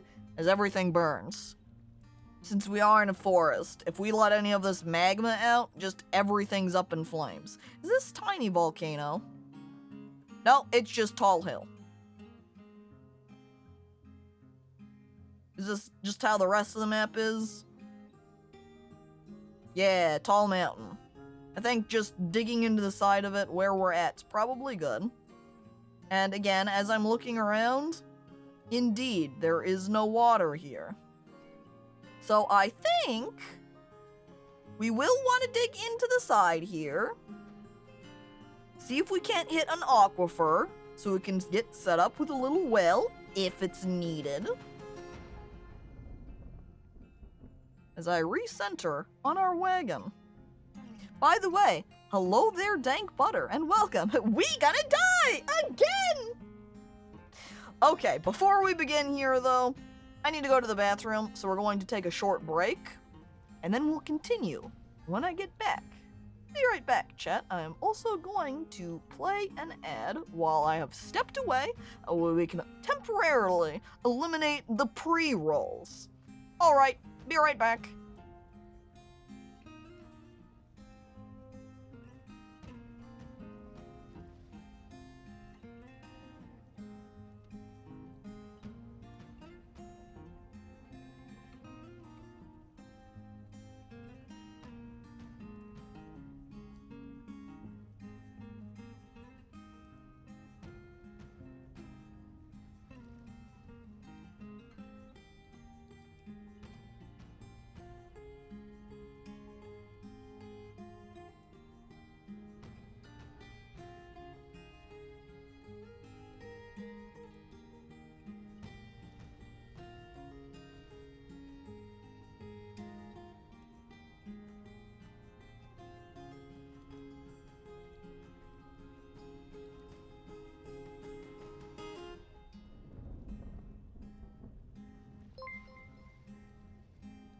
Seven.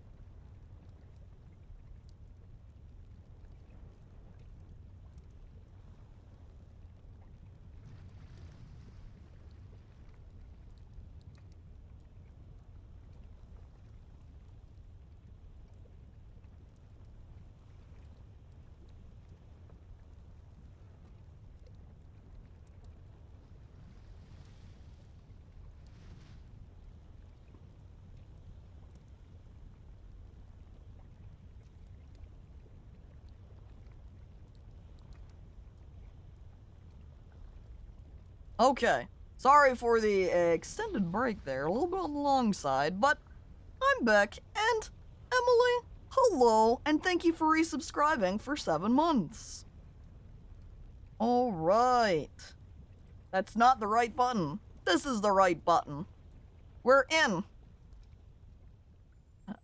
Ah! Oh, Emily. Loud! What? Oh. I get back, and because it was just quiet lava sounds, I start talking, and then boom! Too loud. Oh no. Flashbang, but for the ears. Oh. Okay. I think... Do you think we can just go ahead and straight up tunnel in the side of our mountain right here? You know, just like that? You think it'll be happy? I need to start out with a whisper first. Oh, sorry. Hey, hi chat, hello. Is it whisper stream the rest of the time? Are those grapes? Oh, we can have some grapes here, yay. You can dig in just fine. I look nervously at the lava. As long as the lava stays over there. ASMR stream? Maybe. Look. And then if we did a little bit of a path right here, we make little square. Square has little floodgates in it. We have other little floodgates here. We wait for enemy to enter in. We close floodgates. We fill tunnel with magma. Can't wait for the lava forges! Which we'll have to be very careful with constructing. We die screaming.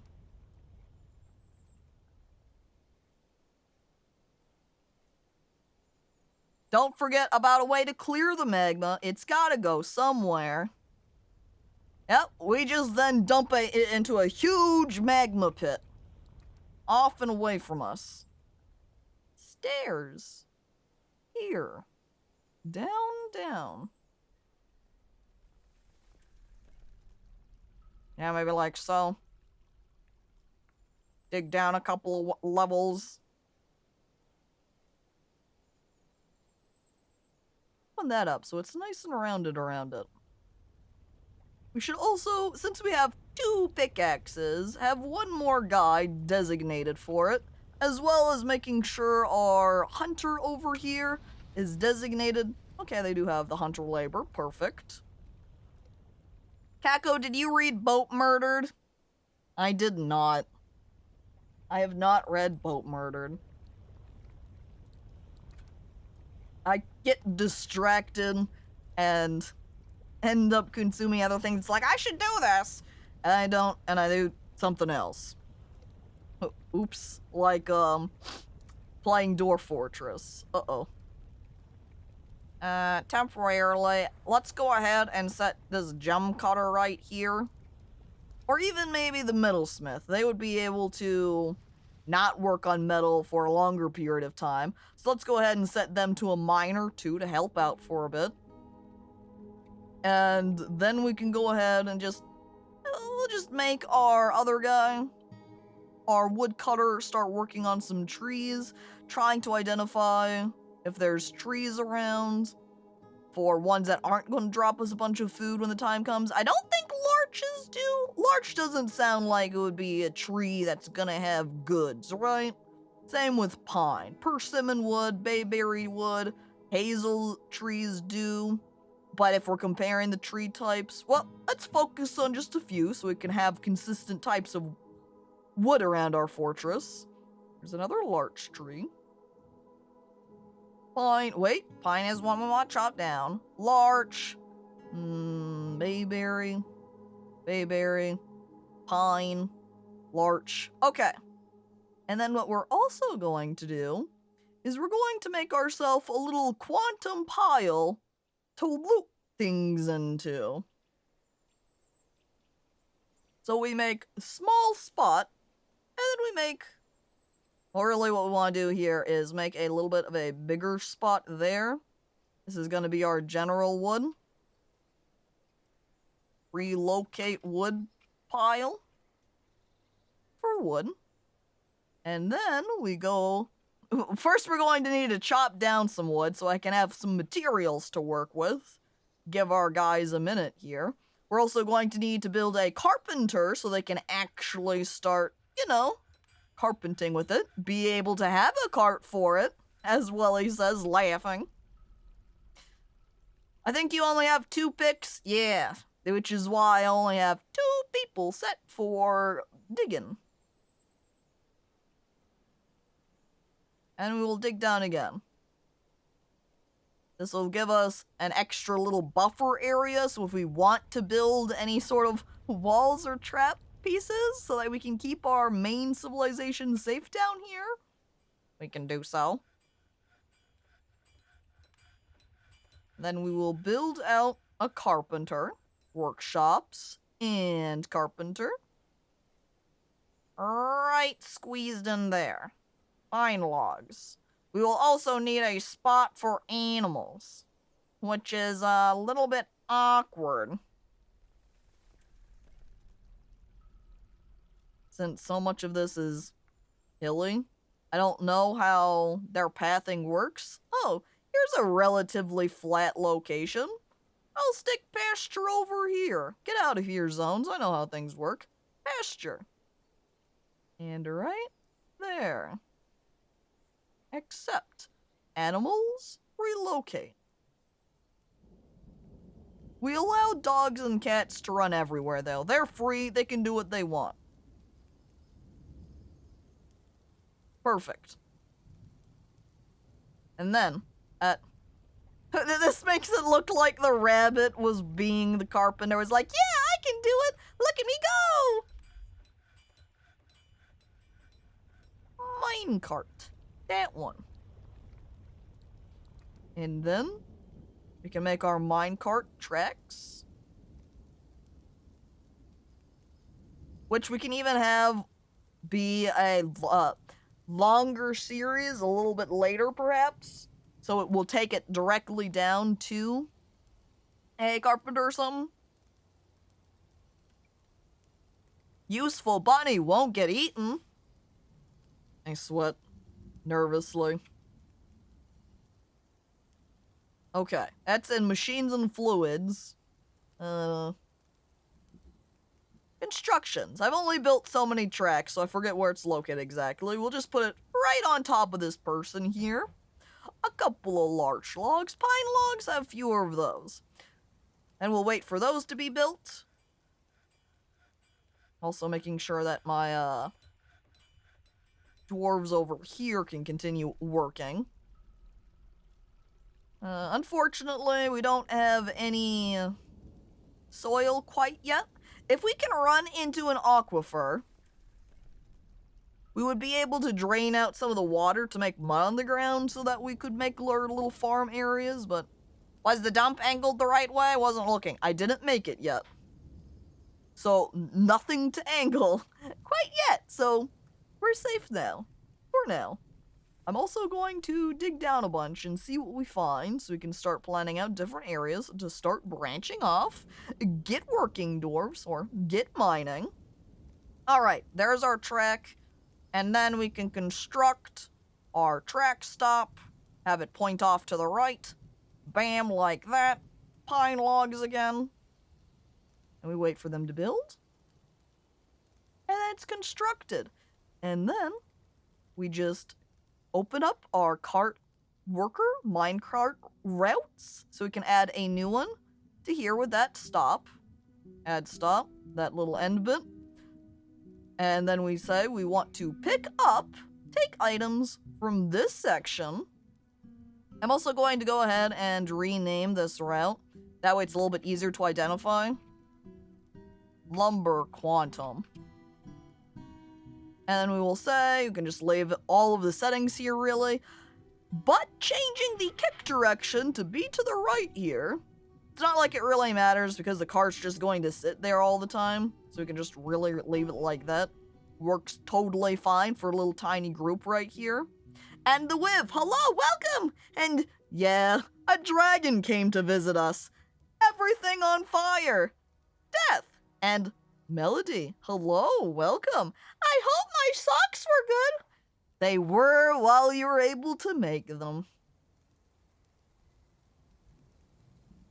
Okay, then we're going to have to designate that mine cart, which is made up, so we can designate it. So we go plus mine cart. Here, got the mine cart. It's ready to go. Someone just has to load it up in right there now. Also, we want to make sure we tell it that it wants to be loaded up with wood. Don't forget that part too. Otherwise, they won't know what to stick in the minecart. And then when they start dropping that in, whoop, we just then have to designate our little area here. Except, it's wood. Wood quantum pile. Enter. And there we go. You can see now when I hover over it, listed up there in the top right. Whole pile of logs. And because this is now a stockpile, we can go ahead and have our carpenter workshop say, hey, just take from here. It's all good. And because they're really close together, they don't have to walk very far after they grab wood from elsewhere, drop it in here, and then just do a couple of little dashes to stick it back into the minecart for our quantum pile. And you are right, yes, Phil, this is a volcano built right up next to it, ready to get nice and cozy. As we dig down, no signs of an aquifer. It's possible that the aquifer might be over here more, you know, on the left or down below. I don't entirely know.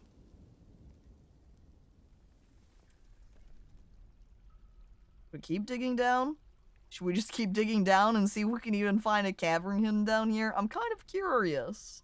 Last night I dreamt that there was a new D&D class that had no abilities except an extra +4 to a stat every level, and everyone hated Wizards of the Coast for it. Oh. I read, or I shouldn't say read, because I didn't read it. I just said the wrong word. I watched a short of a DM guy that was making a comment about how that there was brought back an old D&D race at some point that people would constantly have problems with as a DM because one of their racial traits was like having no issues dealing with people's stuff. So they made a comment that so many players would use the race as a reason to just pickpocket and steal from people all the time, which would be then super annoying for the other players. But they changed it when they re-released it so that they dropped that description point from them. So in the hopes that, you know, players would stop being assholes with them. And kinder, then, is what they are, if that's what you're referring to, Emily. Race name? Human. I cannot give water. There's no water source. I wonder if all of my animals are going to die. Again, I don't know where Aquifer is at on this map. We would have to do maybe a lot of digging to see if we could figure it out. Locate an Aquifer somewhere. They'll probably be fine. I sweat nervously. I wonder if we could just vaguely dig around for one, two at the same time, though, just to see if we could find another one, you know? Get over nearby where the pasture's at here already. And then dig down. See if Aquifer can be located. Since I see this is a whole bunch of sand right here, maybe trying to go up over to a different area? Like over here? In between? Right there? Digging down? Technically, if we're thinking about terms of water, the areas with the lowest elevation would be best to dig at. I don't know if that sort of theory or thought applies for if you are looking for groundwater, though. The thing about Kinder is they have no concept of property, personal or otherwise. Everything is communal. So players who play them as thieves were doing it wrong, but the real problem with Kinder wasn't even that. What was the real problem with them, then? So we're finding a whole bunch of gems as we're digging down. Whee! Since that's all we're finding, a whole lot of no water, no caverns yet. We'll just pick a nice level here, nice comfy level to start digging out from. Maybe add the allanite, because I do like the pink. Though I do like the... Oh, microcline, though. I love the microcline. Cinnabar's okay. I don't know how... Woo! This orpiment is really yellow. I think we'll go ahead and go back up. Stay around here. And... we'll go with this basalt floor. We can't dig very far up, though. We're a little bit more restricted in our upwards direction because of lava. But in the Dragonlance supplements, Kinder have a line saying everyone loves Kinder and consider their antics cute. And so it would be bad RP to punch the Kinder for stealing. So it becomes kind of a double whammy of, the Kinder, no concept of property. Oops, they take all of your things and you can't get mad at them because they're cute. You have to have an edgy character to counterbalance them then, yeah? Who actually do consider their antics annoying because they're an asshole. And then the rest of the party dislikes that asshole character because stop bullying the Kinder, dude. Yeah, Kinder don't even steal because, oh, it's communal, huh? In the proper RP. But then, of course, it becomes an issue. If you're not them, I think that's where it, yeah. But Orange, hello, welcome. Where X times number of day based on something or another, a Kinder can roll on a table to just reach into their pockets and pull something out. Rolling 100 twice got you a neutron star in a jar. Oh my god. Oh my god. That's so silly. I saw the description more as they just picked up stuff and looked at it. Which she then still... I shouldn't say in that situation. The problem is because of how... other players, if you interpret it that way, and you RP'd them that way, it probably wouldn't be as much of an issue, but when people actually start, you know, using it as an RP reason to just take things from their party members, it can be annoying. Since they don't understand property, they don't understand monetary value either, like having a Kinder steal something valuable to something else isn't in their nature. Pick items up to look at them and then forget they are holding it, so they just put it in their pocket when they go back to look at the next thing. Yeah.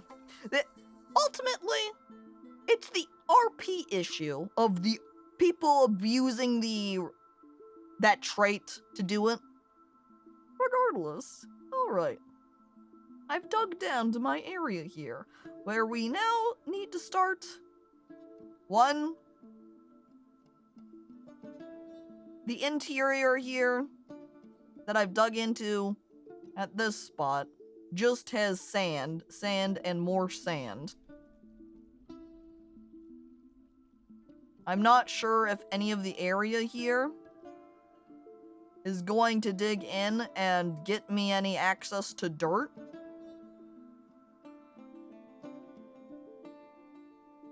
So what we kind of need to do is start a farm, or even start gathering fruit off the ground plants too, to start having food that way. Did it say soil on Embark? I'm pretty sure it did. I'm pretty sure it said very deep soil. But maybe it only had sand listed. And it really meant really deep sand. I'm not totally sure. Did I start digging down these areas? I did. No sign of damp. Over here, does it just become sand too? Yeah, so far it's just being sand. And then we had our third spot nearby the pasture. Which I should maybe hotkey these areas. That way I can remember where they're at a little bit more easily. Hotkeys! Get out of here, Justice. I don't want you right now. Okay. Dirt check 1. Locate. And then we had dirt check 2, which was up over here. Dirt check 2. Enter. Pinned. And then dirt check 3, which is right next to it. Dirt check 3. Enter. Pin. Got it. How hard would it be to explain the concept of property to someone, though? Oh, maybe depends. If you read the original Kinder and description in the supplement, super obvious that would be a problem. You could also have deep soil in 1 or 2 areas of your Embark square. That's true also. Same case with the aquifers, where most of my map area here could be sand, soil! Just as it can be dry aquifer, which is why we're trying to dig around different areas, which means if I have one up over here in the top leftish area and one kind of down here in the bottom rightish area, I guess we should go over to the top right area and do the same thing, huh? Or top right as I hang out in the bottom right. That's not the same thing. Wiki. Let me dig down from here and see what we get. Hop. Oh. Hop. Dig. This is dig check 4. I have to right click first and then we can mark it. Dirt check 4. Enter. Marked. Relocate. It kind of seems like, since this area just going down by 1 square has clay loam, it's possible over here is safe. So maybe what we could do is we would be able to just dig down in this lower area and set up our farm over here. It would then just, you know, be a little bit further away from our main base area. Here we go. We expand outwards. It'll just then be important when we get our first caravan that's going to arrive and visit to, you know, befriend them and give them a little handshake and say, yes, I would please like vast quantities of food stuff. I almost wonder if it would be better to say, stick ourselves over here. The issue with sticking ourselves at the map edge, or a map edge, is that really, it makes it so that something can just pop in and be right next to us enemy-wise. There's a little bit less time to go out and try to get them. But, regardless, let's go ahead and find a decent area to gather from. I guess we can gather our food from over here, for example. Gather fruit? Oh, you know, this is a big flat area, too. gather fruit from the general big flat area over here. Like that. Except, but don't use step ladders and try to grab it from above. An interesting challenge is to build up instead of down. Surface dwarves. Also a possibility, true.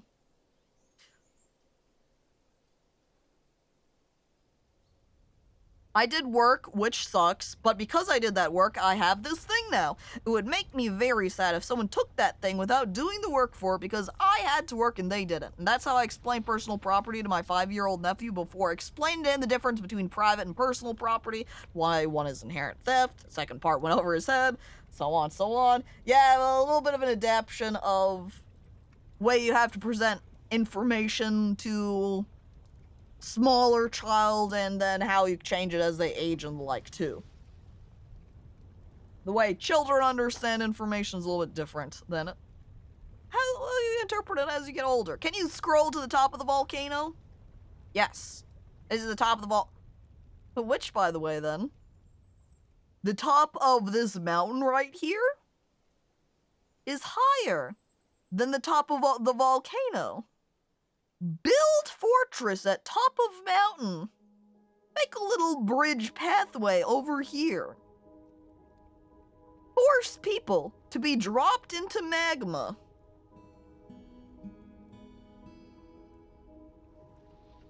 It's like a tower filled with lava. It is peculiar. But now I'm pondering this idea. What if we did live up here? What if we lived on top and had a little path that branched out, put up some walls? Set it as a pit in which you throw animals down into. We scare our enemy, and then your dwarves fall in. That's why we'll have a couple of gates over here too. That way they can't just, casually wander over, hopefully.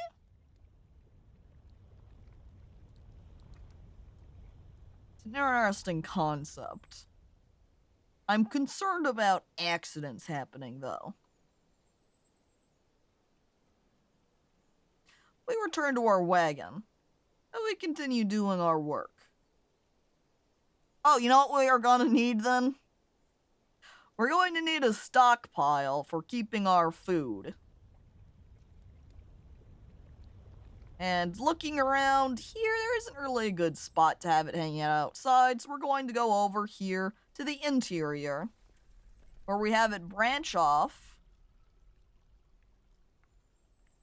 And then we will dig our spot out here for our lovely food provisions. And we just have to wait for our miners, which will be a little bit because we have them kind of spread out. But we're going to take a light pause because we have not named anybody yet. Q random. That is the Q pick random. Okay, and we're gonna start from top to bottom. So that means expedition leader is the Wiv. Enter. Person 1, hauling some quinoa. Person 2. How does the queue work? The queue works by you join queue. You're in a pool of people now. When I do queue pick random, it will randomly grab somebody who has opted into the queue and give me their name back. You can use the queue as an actual queue and have it first come, first serve, but that's not how I'm using it. And you have to say queue join, as Emily did, otherwise it will not opt you into it. I pick the next random. Next, woodcutter. Team Manfred. In. Next, hunter. Name. Not as good as clothing dwarf, no. I mean, you did manage to make it into one of the original 7, so there's something. Next is the Red Burning King. The Red Burning King. Enter. Next one. Done. The Lichy Popo. Middlesmith. The Lichy Popo. That's right, you got cave cred for being around so long. Like a hipster dwarf over here. Yeah, I was around for longer than everybody else. Crave cred. Next, slime. Named. And then, you're the gem cutter slime. Crafts dwarf. Crab. War void. Back again, and you're 69 years old. Look at that. Think then this is the last person for now. Fuzzy. B-bum. Fuzzy, B-bum. You're in. Done. Nice. Nice. Oh, did this person fall asleep? Oh, Manfred. Too tired over there. I was in Deadly Lava Dungeon Fortress before it was cool. Stop showing off! The new arrivals say. Ahaha! Digging destination or designation cancelled? A damp stone located? Here it is. As I said for one of my theories, what if low elevation point for aquifer? Accurate. There it is. Bang. So now we know where we can go to get some water. Which is quite a ways away from our base, and so we just have to route it downwards to us. Digging stopped. Tank memes detected. Well, we can start digging over to it now. I love that it looks just as that tiny dot. Whee!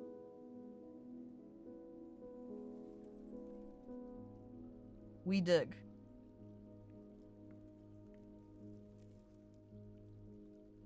The easiest way, of course, is if it was closer to where you just kind of dig a little hole upwards to get to it and call it a day. We're not quite working like that here. We've mined out small area right here, so we're also going to go ahead and set up a workshop. We built carpenter, right? We've got carpenter done. We're going to eventually soon need a still so we can make drinks. If we're picking fruit outside, we'll be able to be getting food that way. Let's go ahead and set down our... We have to squeeze the stoneworker back here in the back corner right now, though. We'll make it out of cinnamon. Wait, we have one orpiment. We could make it out of the bright yellow rock. I'll use cinnabar, thank you. I would like to just use the allanite for healing area if possible. Okay, set this area and designate it for food purposes. Food. Fruit and leaves. Make it normal plants too. And that's going to be it, because I don't want literally every food, fancy food type. We'll go ahead and put eggs here, though, as well. I'm okay with the eggs kind of squeezing in and joining up.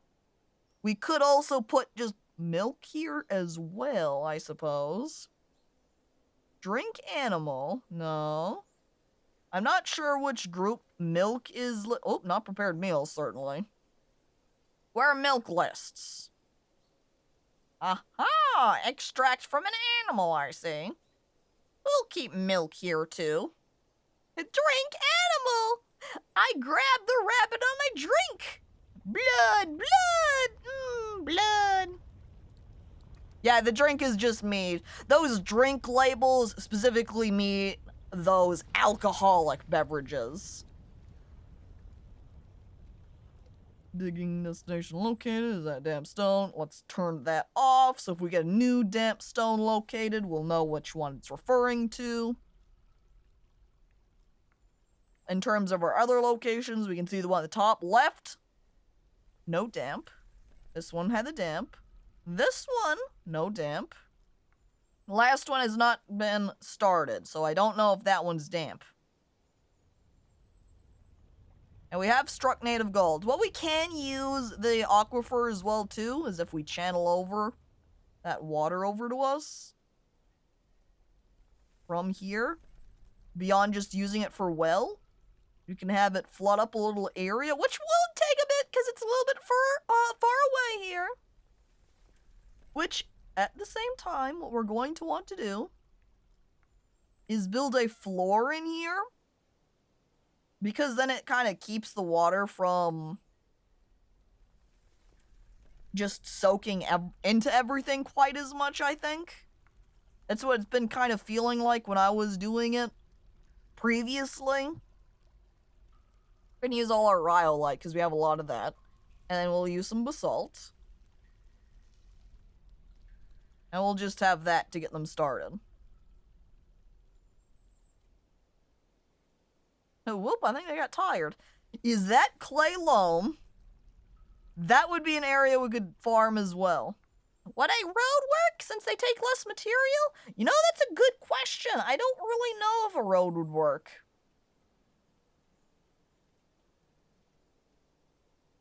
I almost don't want to cancel and redo it, though, because there's so much. And I don't know if there is anything I can do beyond just going click, cancel, click, cancel, click, cancel. It's gonna take ages to haul all the chunks for that. Yeah. I think I have one wheelbarrow, though. I made the carpenter. I can make up some more wheelbarrows. They go a lot faster with it. One chunk is like 4 blocks.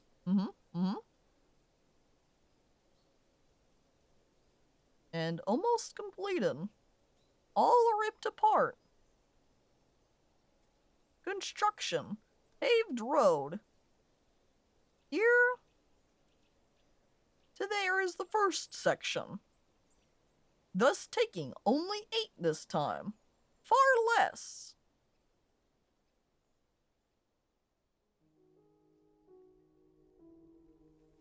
I guess I'll wait to start doing the next section then. Oh, look! We're killing Knuckles! Aha! Get him! Yeah! Kill Knuckles! We're going to eat his flesh! We should probably build a butcher, shouldn't we? If we're going to kill animal, we'll need a place to, you know, butcher animal. We dig second room for them. We also go over here to our carpenter workshop, so we can make a couple of barrels here. Put that on loop for a hot minute. And then we'll just kind of sit, wait, and watch. We're also out of ammunition, so something else I want to do, actually, is, make some bolts. Where do we make bolts at? I forget, for wood ones.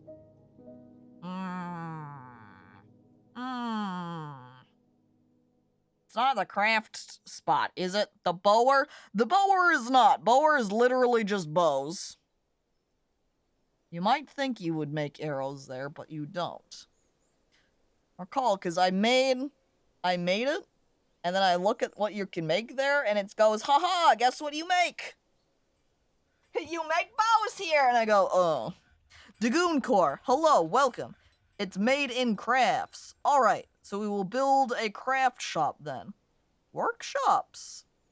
And crafts. And we could even just make ammo on loop.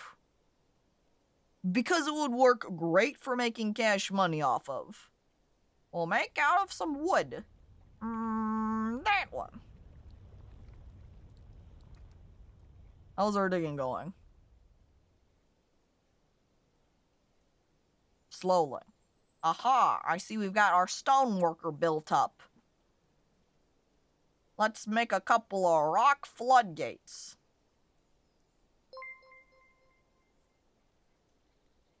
Thank you for the bet, Simile. As we wait for it to read. Don't you find this disturbing? You dwarves are killing an echidna. I mean, not really. Don't humans play games where they kill other humans all the time? Hum. Hum! The difference there, Knuckles going, but then Terra going, humans. Don't humans play games where they kill humans? Is it really all that different? Alright, And then we do some more waiting. Finding more special fancy mineral bits. and it's now summer. Slowly approaching. We have our craft dwarfs now. But we can't just straight type bolt. We have to go into ammunition section then, I think. Let me pause, that way I'm not wasting time here. Oh, do not decorate with horn. That's not what I'm looking for. Unless we want to go into wood first. And then we can make wooden bolts. And then we'll choose to loop it. There we go. Which we should also then make a little pile right here. For just their miscellaneous crafts that they're making. So we want some ammunition, ammo, everything, other materials, wood, any quality type. I'm preemptively grabbing artifacts too, so that whatever point in time we're able to start making those, it won't just automatically stick them somewhere in our fort. Because who boy if it isn't kind of annoying when you're trying to trade and you shove them off for trading purposes and then oops. That bin that has 1,000,000 items in it also has your artifact. So now if you don't want to sell your artifact, you have to go through everything one by one. I'm also going to go ahead and maybe squeeze up my... Oh, you know what would be a better spot? Is over closer to the pasture. And then sticking our trade depot over here, where we've got a bigger open area. Which means maybe at some point we want a little underground path to go up from our main base up here, down over here where our trade depot is going to hang out. We build. Which even then instead makes you wonder, maybe we should just build our base not next to the volcano, but that wouldn't be as fun. If you made artifact ammo, wouldn't it create 25 artifacts? It's a lot of artifacts. You shoot off one of the artifacts and it disappears into the lava, making your poor crafter weep at the loss. Trade depot. And don't build these very often. So forget that it's its own little group. Now, it says obsidian is the closest, so I guess I'm just going to use obsidian to build this trade depot. Sure, why not make it fancy black rock? I have no issue with that. I like the apple tree's wood color. I really like the dark colored trees best. It kind of looks like the apple is the only one, though, that is that shade on this map. I don't want to chop them down. I want to be able to collect apples off of them when they drop and litter the ground everywhere. Where even is that depot? Down here. Here's the depot. Bang. And then there's us. We're in the middle-ish area. Really, if you want to go, where are we? All you have to do is look at big red blob. And the trade depot will be down over here. Which we'll probably want to hotkey this one. Since I have located dirt, I'm just going to go ahead and not worry about overwriting this one. Dirt check 1 is now trade... It's now Treadwee Depot. Locked. Oh, see, look at that. It is hardcore, is goth, is cool. If we could paint some red stripes on it, it would be shadow related then. We watched our last home get torched and thought, you know what's cool? A fire. And we built ourselves right next to the volcano. We assert dominance over fire now.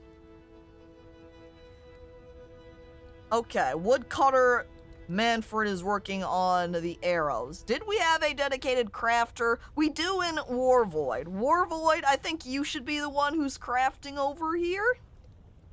Who is, you know, the proficient woodcrafter? Get over here. Lock you into making the arrows instead. Get the other guy off of it. There we go. That's where Warvoid should be at. Good job. I bet you on the head.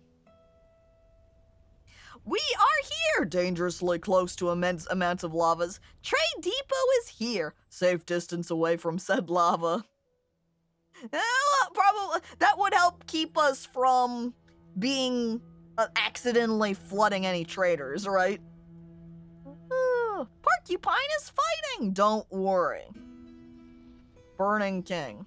We'll have tons of bolts for you to work with now. Look at all of them. Hell yeah. I can't wait until we start making professional level bits. And now that we've opened up our little area right here, let's go ahead. Wait, pause! I just recalled I was making some wood bins over here. We don't want to go too wild with them, so I'm going to stop. We're going to add new task. We're going to make a couple of floodgates. Not putting it on loop because I don't want to wander away and wander back and see that we've got 20 of them. We'll go ahead and make 4 right now. We're also going to need levers, which means we're going to need mechanisms. That way we can control it. As long as you don't mind the obsidian, there's 0 risk. That's right, obsidian's not gonna go up in flames by the magma. We wanted a couple of more mine carts too. Minecart. Minecart. We'll stay with 3 mine carts for right now. Is there anything else wooden that we want to have on hand, prepared and ready? I could see a couple of buckets. We'll go ahead and make an extra bucket. Hatch cover, grate might be alright to, you know, drain things away. We don't want to worry about lava quite yet until we're able to handle it more readily. You know, I'm kind of surprised none of the nearby trees have caught fire. Reason being is because the volcano is just a tower. So it isn't open until we get to the top right here, where no trees are nearby. Even over here on the right, this is the closest tree right there. So it's actually a convenient layout for not setting trees on fire. Just have to imagine some goblin comes running in and says, "What if I put a hole in the side of this?" and knocked it out and just flooded over.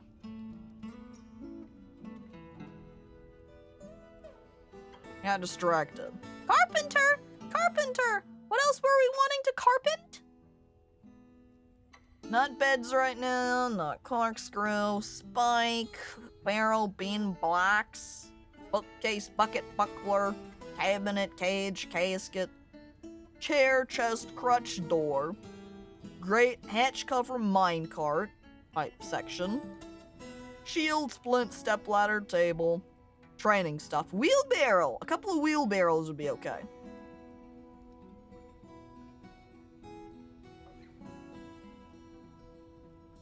Which would be 2 right now, because that's all we can fit over here. Holy sky, how thin is that wall? Well, in some cases, 1 block thick. Over on the left side, in particular, looks like it's 1 block thick all the way up. Careful! I don't think I could resist opening it up. Come on, lava fall! The dwarves will love it! The fact Caco hasn't already opened up is a testament to her willpower. Don't worry, I have patience. Wait, magma crabs?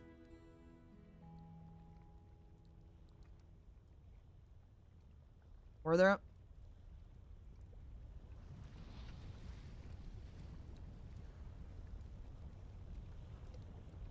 There's like a couple of Pokemon up in here. Heads poking out, looking straight at me. Just going, Magma Crab, Magma Crab! As I start sweating, wishing I could make Pokeballs. Oh, and I completely forgot about how we adjusted our savagery settings. And now instantly, I wonder, what are we going to get? I want visitors? Visitors who wants to come check out my volcano.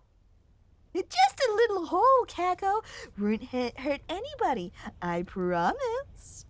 Open it! Open it! Open it! No! Oh, gotta burn it down. It's got crabs. It's infected. Oh, my volcano. It's got a crab infestation over here.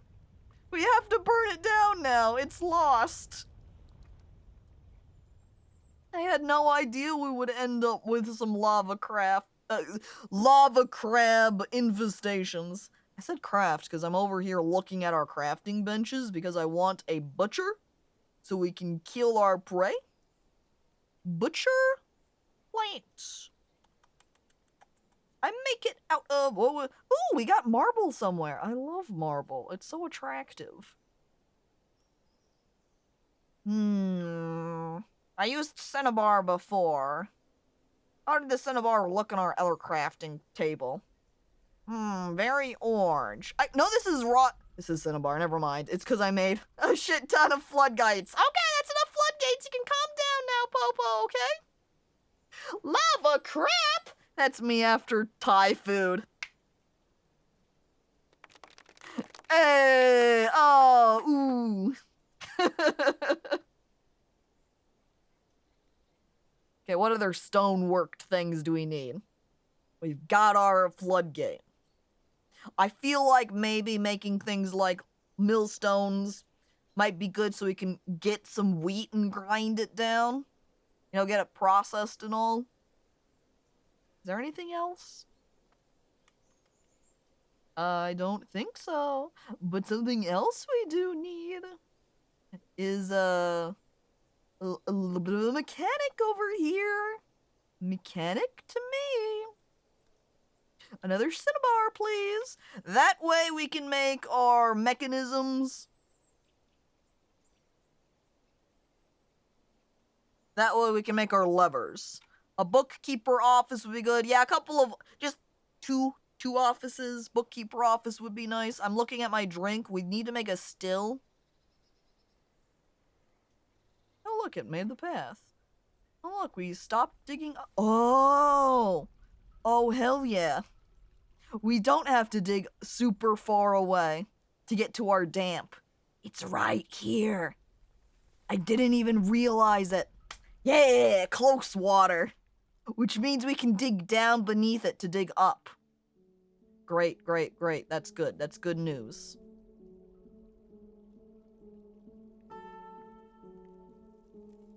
Which means then when we build out a hospital, we'll just build it out over here somewhere. Alright, start digging! Go, go, go!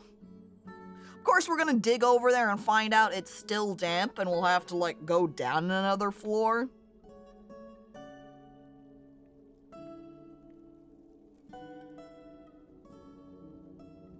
Okay, I'm looking around.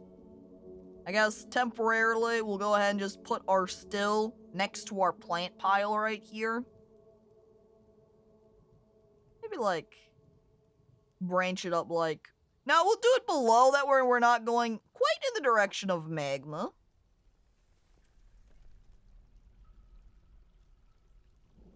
Reach that outwards. Reach it down below. Nice and close to the lava. That's where we'll put our kitchen, because then we can just use lava to cook our food. I dig into the side and let the lava pour in.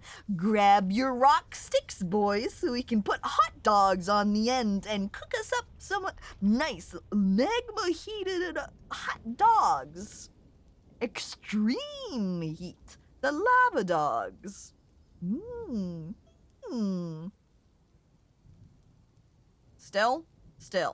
Still. Magma-heated seats! That too! Get warm and comfy that way. Is that cinnabar right here too? No, it's orthoclase. Not the same. I'm also now noting, actually, this is clay. This is clay loam. That means I can put a farm in right here. Do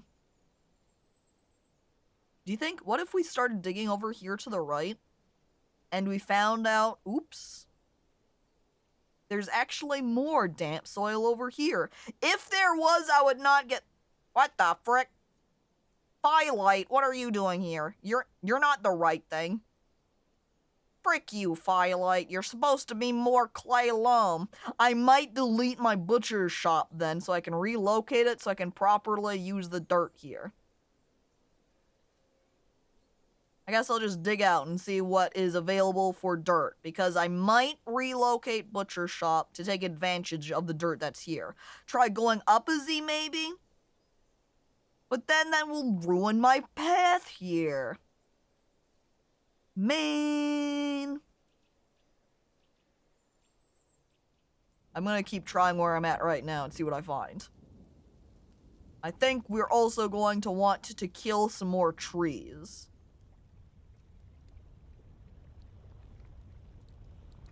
I also like that I made some wood floodgates when I made rock ones too. That was a mistake. Migrants! Yay! More people for the volcano! I'm excited! Woohoo! Alright, migrants, who do we got? Get over here. We've got a weaponsmith, Boyer, and... Why is it in our first group we get a gem cutter when we already had Slime who was meant to be one? Are you even any good? Adequate? That means you're not as good as Slime is. Which means we'll probably stick you into doing something else. Well, who is this? Grav! Gravabon Flux. Enter. Except, what are we going to have you do instead? I would slap you on for mining. Oh, what we could... Imagine if we made Grav here just work solely at the butcher table. And then send him off to kill the bunnies. Make them a smoother engraver. That's kind of like gem cutting, right? Smoothing is just stone cutting now. Yeah, I kind of merged it together, I guess. And having a dedicated someone to it with this few people right now, I don't think is... There's more useful things we can force them to do. Which I think when we build our still down here is what I'm going to have them do. Oh, it's already done. Grav. Oh, Grav. Guess what? It's you now. You get to make the alcoholic drinks. Locked in. Task. Brew from plant. Loop. And we'll just want to keep an eye on our drink approximation.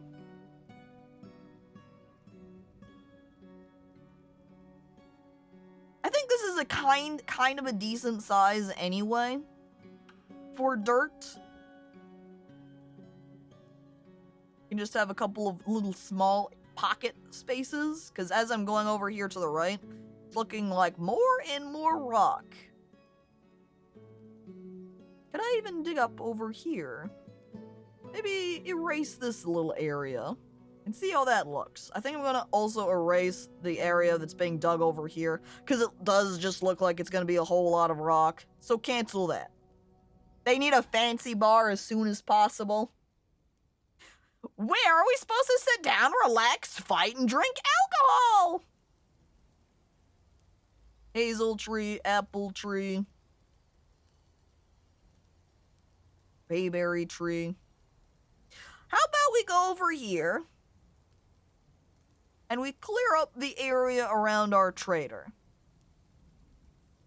Apple, hazel, persimmon, bayberry, plum, bayberry, hazel, apple, pine. Pine is a slight gray tinge. It looks like both larch and pine have a slight gray tinge to them. So that's what I'm going to want to focus on. That one was plum. But this one was pine. Larch. Is that one? No, that's bayberry. That one's apple. Larch here as well. Not that one. One up. There it is. Dig those up. Thank you. And at least since we've got... yeah, I definitely am just gonna delete Butcher Shop. Destroy this, please! And we'll build it up over here instead. In fact, not even above right there. We're gonna build it below. Just like this. Little nice cave area. Nice open hall. Little walking path. Diagonal walking road. And then we can start setting up a farm area.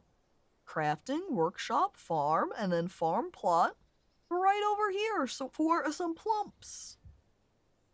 Big plump area. Maximum plump power. Digging down, by the way. Or searching down one more. We continue to go up, which does look like we'll be able to channel here very easily. Come to me.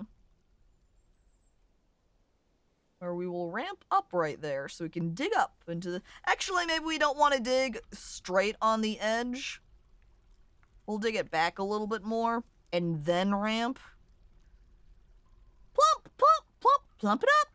Yahoo, yahoo, plump it up. It sounds like it should be a song. Tweed Depot. Okay, and below that we have farm. Farming. Locked. Then we can... oh, no, they're still building it. Get that together, team. Manfred. Build it. Hello? Yeah. No, not done yet. Okay. While they're building that, let's hop back over here to our citizens. Weaponsmith. Adequate weaponsmith. Dabbling herbalist. It would be great if they ran off to do some plant picking then. We pick random. Phil. All caps. Uncle Phil. They're in. High social awareness, by the way. But they disdain advice! Frick people telling me what to do, they say. Phil hates suggestions and tips. Oh, well, they've got a whole lot of nothing. Oh, well, except expert in musicianry.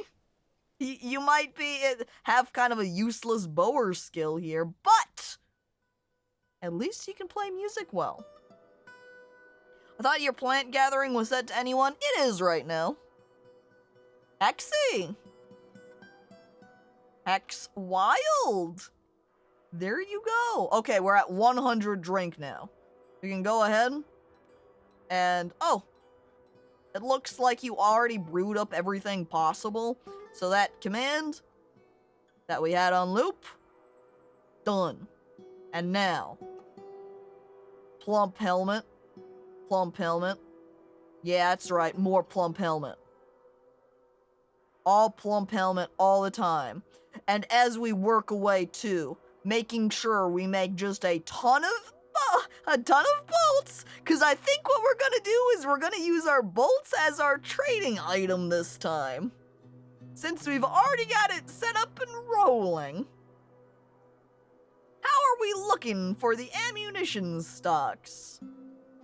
Larch bolts 1,200, 607 pine, which, while in one case looking very impressive, is also unimpressive, because really to see how many singular units we have, like one pile, you would have to take 706 and divide it by 25, which results in 24. It was on repeat for a while. It should still be on repeat. Yup. It should be on repeat. That's what we want it to do. That way we can trade with it and have a billion arrows to work with. Okay, just to double check, that's everybody, yeah? Yes. Perfect! Everybody's named! Everybody's named. But not everybody's here. Now what for anything else? That's why we've been chopping down more trees. We need to keep up on the tree chopping. Since we are in a forest, we do have a lot of trees to work with. We might not want to be tree focused in the future or anything. Or, you know, be chopping down trees forever. But for now, it's certainly not an issue because there are so many. Do we want to knock the trees off of this hill? I think so. Seeing as these are going to be awkward to gather fruits from anyway, let's go ahead and just clear cut it. A porcupine skeleton! Heh. Idiot. Loser. Killed. Weak. Not at all powerful like my dwarves. Also kill that hazel stump there, and that large stump there.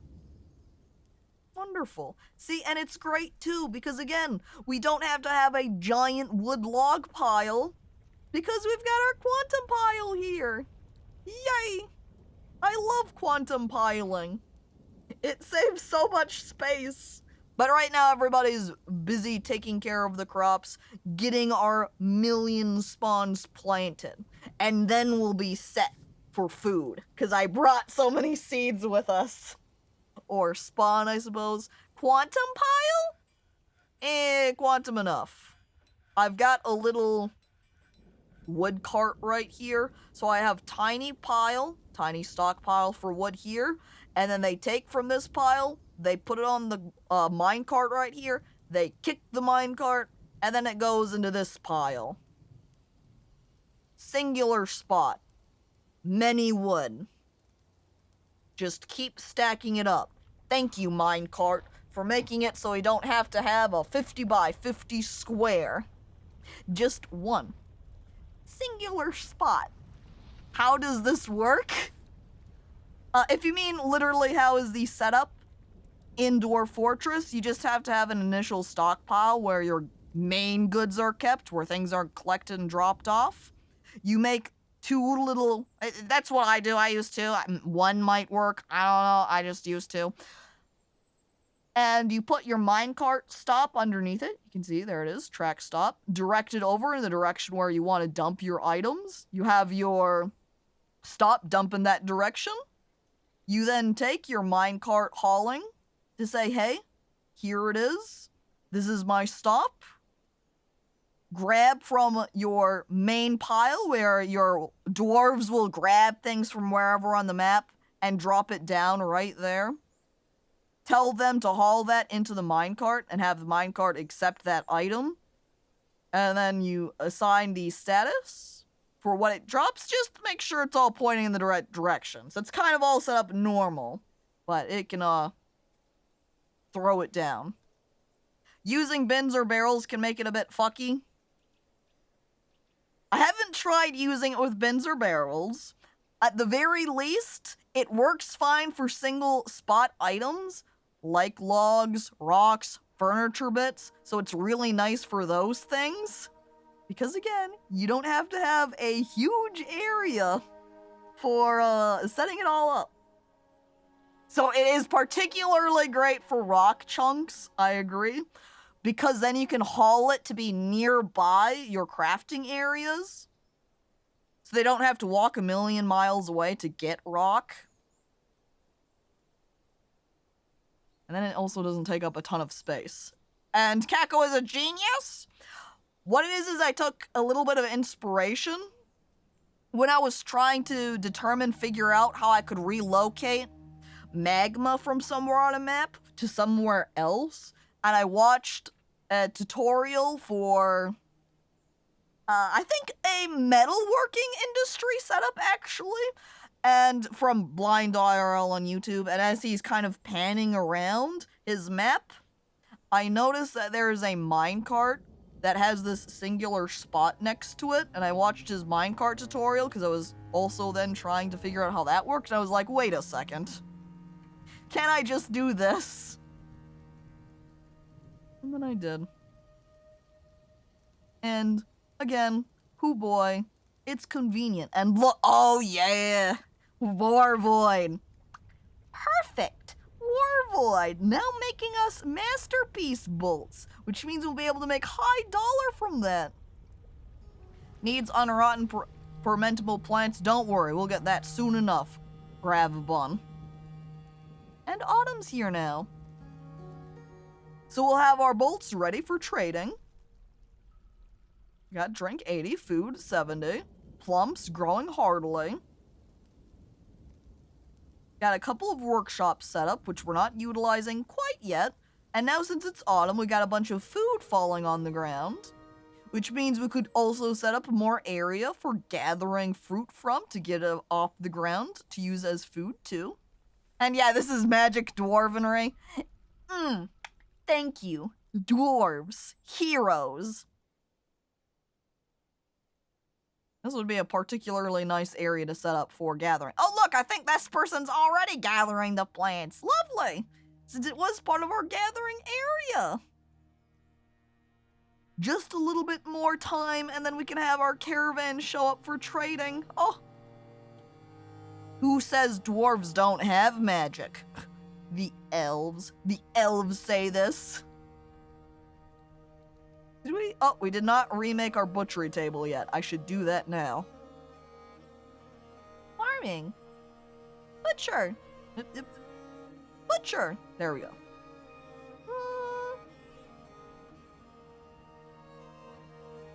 We'll move it off, just like we did with the distillery, and we'll put it there.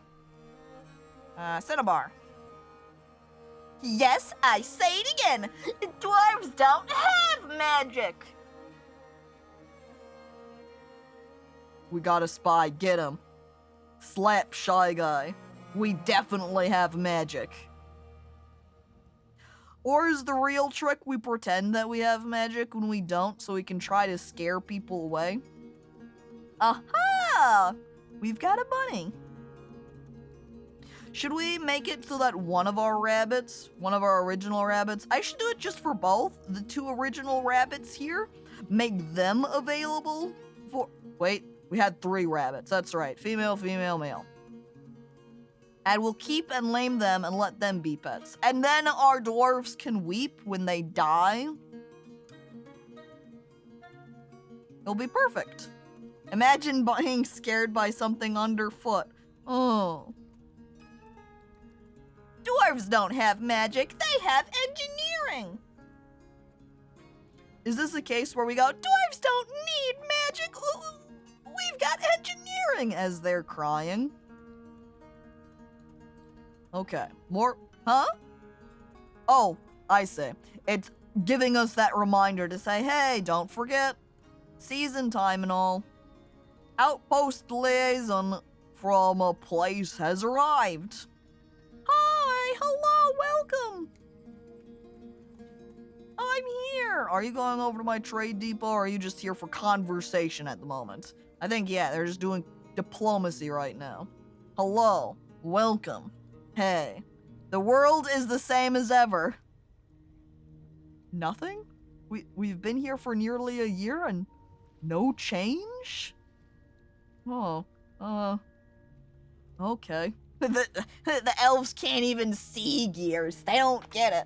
They don't understand. They just grow plants. That's all they do. What is engineering to the layman? But magic. Oh, so then, yeah. Could interpret it as, like, magic for elves, then. Means no events happen for the Civ. Yeah. Yeah. No change. Essentially for the world for them. We go down to plant and we say, please bring us more plump helmets next time. And then we also go down to seed. Where's seed? Seed where? I looked for seed. There's always bags plant, and we can ask for some pigtail ones. Imagine walking 5 days just to come to someone's house and say, well, world is the same as ever. Nothing's up.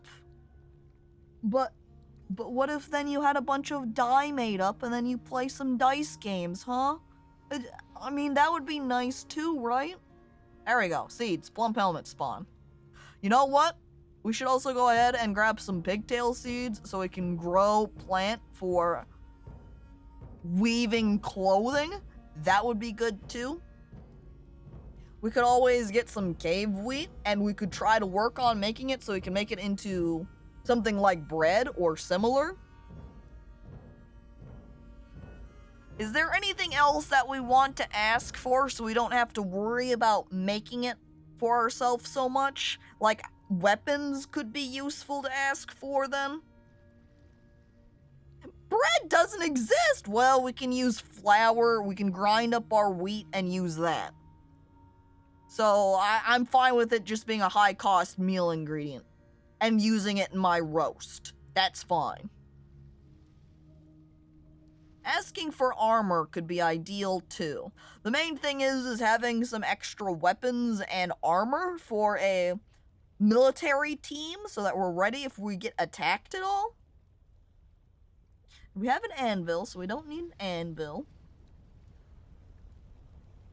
And we don't really need to ask for any coal or anything because the number of trees we have, we can set up some temporary metal working area and just use charcoal for a while. That would work. Cave wheat, so we can make it into Oh, bread? Okay. Emily was wanting beer, but bread, oh.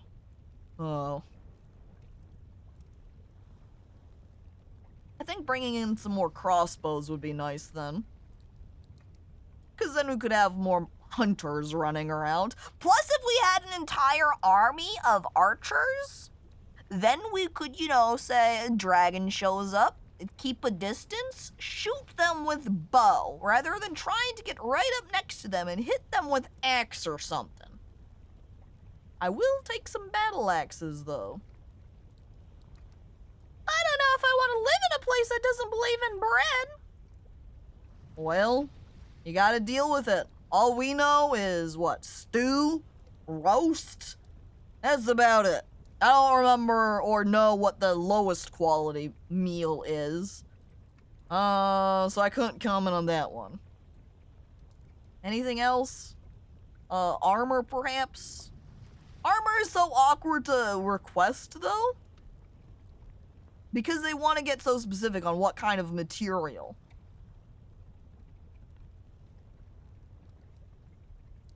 Oh, you know what I should ask for, actually? Is there a tools group? Tools? Crafts? No. Not stone blocks, not anvil. Shields. Oh, it does have it as general groups. Okay, great. Are there cannons in this game, or is it just Atom Smasher? Like Willie says, there is some ballista and catapults, which, again, might have been something else that would have worked well against Dragon, but I didn't have them, so, I can only work with what I've got, I don't want to ask for any pets, because otherwise that's all they're going to have, because that's all they're going to be able to carry. Cheeses, powders, extracts, meat, fish, plants, garden, vegetables, stone, cages, bags, thread, ropes, barrels, flasks, quivers. Wouldn't be bad if there wasn't a ton of them. I think if we're going to be hunting anyway, we're going to be able to get ourselves some leather to deal with. I could ask for something like quick lime as well, though. There's tools. As I look across the different tools... Dice! That's all I need! Bunch of just instrument parts here. I also don't remember the explicit thing I was looking for again.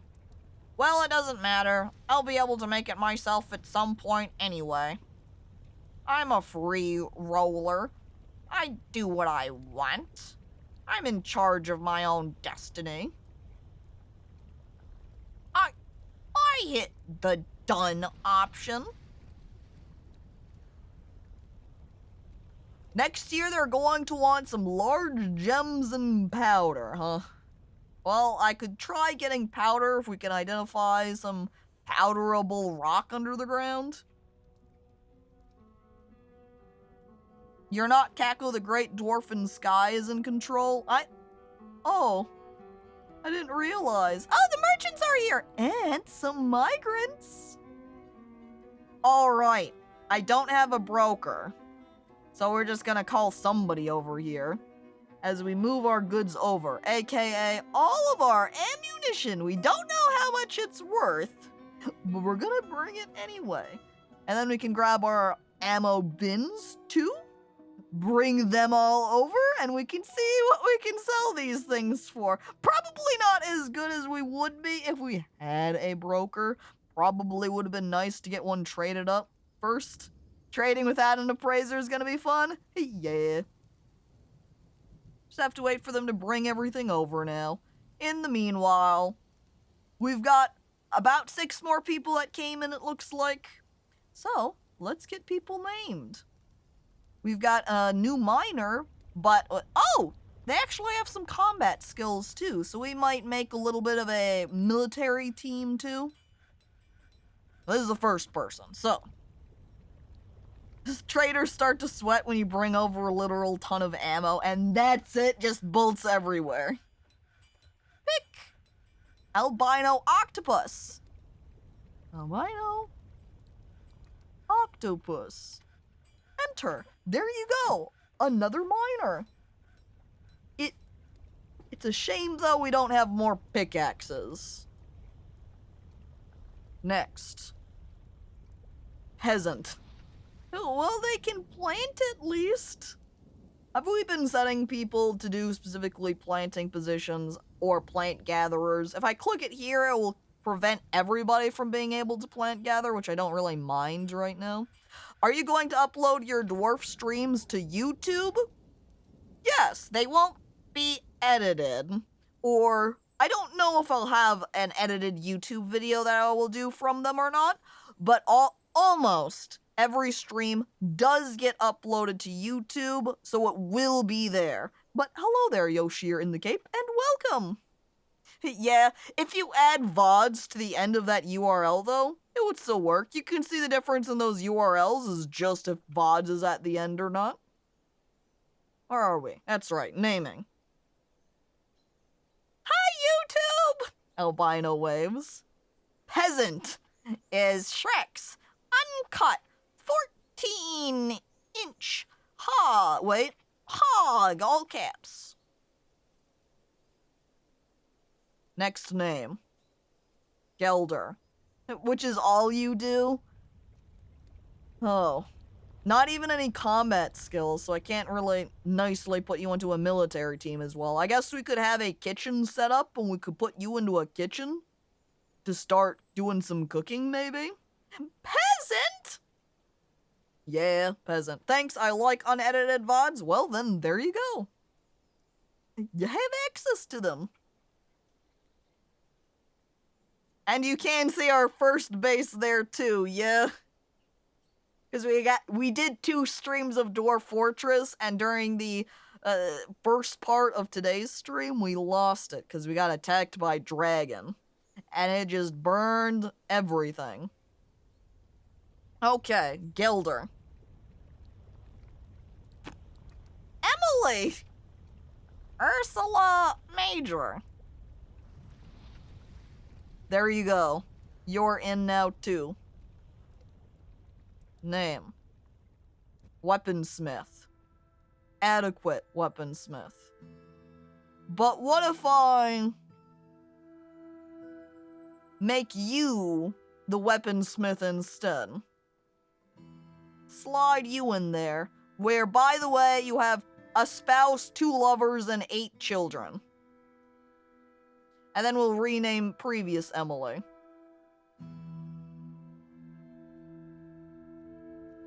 Regrab. I like it shortly after Willie joins. Boom, picked. I guess though there's not a lot of people in the queue left anyway. Wellington Skellington. Okay then, I guess I step balls. Who's next? Last 2 people. You. What? Wow, this guy's got some crazy hair. Adequate woodcutter. Dabbling planter. No other skills. Grabbed from the queue is Archon! Perfect! Archon Rel. With the wild hair. Okay, last person. Who was the last oh! As Meowster Mustard sneaks in. Which actually then, since Archon emptied the queue, boom, guaranteed to be you. Meowster Mustard. Hello, by the way, welcome. I win! Yay! Oh, look, you're musical too, Mustard. Look at that. You don't actually have any musical skills right now, but you are musical. But you're not very happy. You have no cheer. Though you did feel fond when you were talking with someone. Alright, now that everybody's been named, we can head back over to our trading post that has gotten everything moved. Are these the accurate what? Bolts are way too good. Price-wise? Here, foolishly, the first playthroughs of Dwarf Fortress, crafting a million wooden figurines, wooden crafts, shell necklaces, when I could have just been making pine bolts and larch bolts this entire time. These are worth better than gems even? Why bother when I can just make these? This is too good. I head over into the depths of what I can buy. I will take your flasks. I don't know about taking your rubal, because it's kind of expensive. I do not want your horse. I'm questioning the guinea cock. Because I don't recall if I have any guinea hens. And it's male anyway, so it's kind of a I will take the milk barrels, though. Extra drink doesn't hurt when it's early in like this. The bolts are just human toothpicks. And I like selling them anyway, because they're worth good money. I will take some of the... Oh my god. This spear is expensive. Must be real fancy and crusted, huh? I will take Warhammer. And I will take extra crossbow. And I'm definitely taking both of the pickaxes. That's gonna be great, because that means 2 more people we can have working on mining. I will take extra clothing pieces as well. I will take shield. And I will take cap. Do I want these rock nuts bag? Why, yes, I would love some rock nuts. And sweet pod seeds? Don't mind if I do. Cave wheat? I'd love just basically taking all of the seed bags, because then I can take advantage of them. I'm also going to go ahead and grab a couple of just empty bags as well, because I can take use and use them for other just material collecting, or for more stuffing of seeds into them. Who the frick is rock nuts? You plant them, you get rock nut plant. Clearly. Do I want to... Yes. I do want some leather. Because then I can take this leather pretty much immediately and craft it into quivers. I will take just 1 bin of them. I don't think we need tons and tons and tons. We roll past the rest of that. Got a figurine, got an amulet. We do not need to buy any bolts because I'm making those for myself. No meat, no fish. Plant? Yeah! I will take plant. Again, more food is not a bad thing. Thread? Then I can just weave this up into fabric myself. I think then that is cheaper to buy, I assume, than buying it pre-made. Oh, pants! I love pants! Also backpack. Also quivers! Then we wouldn't have to actually make those for ourselves. Cheese? Do we want cheese? I grab 1 pig cheese. And I think that's good. So now now what we're gonna do is start throwing some arrows at, or bolts at them. Until they say, yeah, that's good. We're happy. We look down at trade or profit.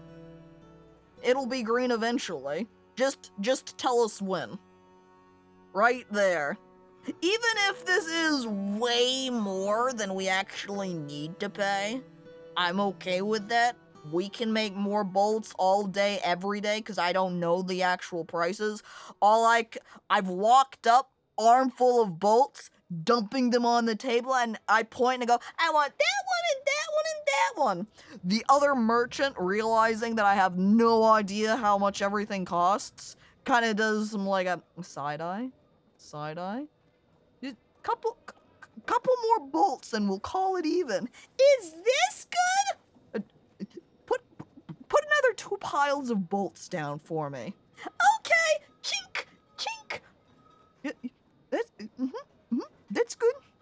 Because if you look at how many, if these are all actually 1K, the amount of 1K things I've placed down here, though I've just grabbed a lot of variety, but my variety isn't worth a ton. You know, with all these bolts I still have,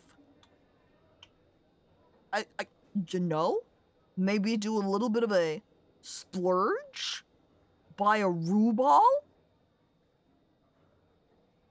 1K is per the 25 bolts, I'm pretty sure. I know, I'm aware. I'm pretty sure that is the case too, yes. It would be extra crazy though, but still same case.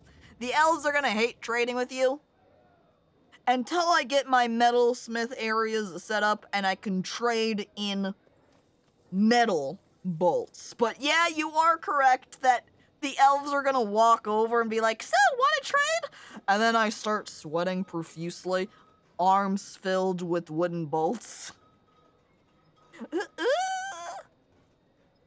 I would buy some toys here. Wait, mini forge? I don't think I've ever seen a mini forge.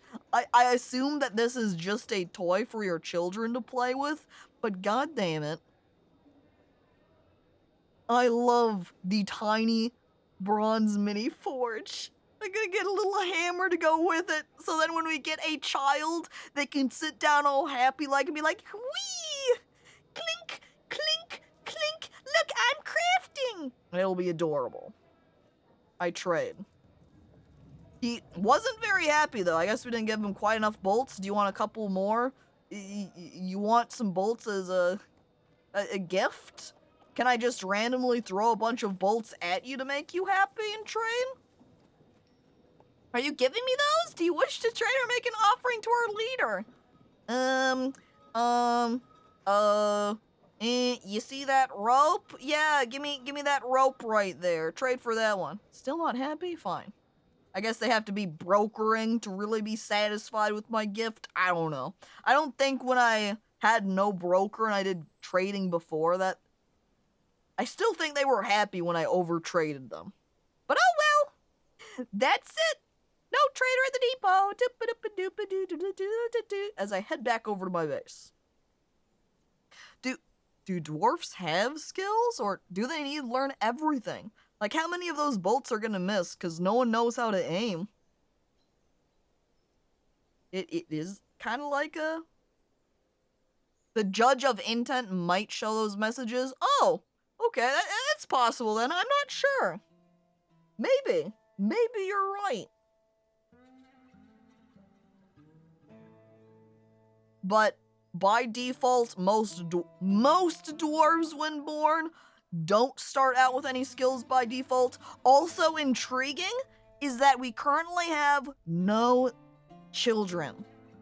There are no kids in this civ yet.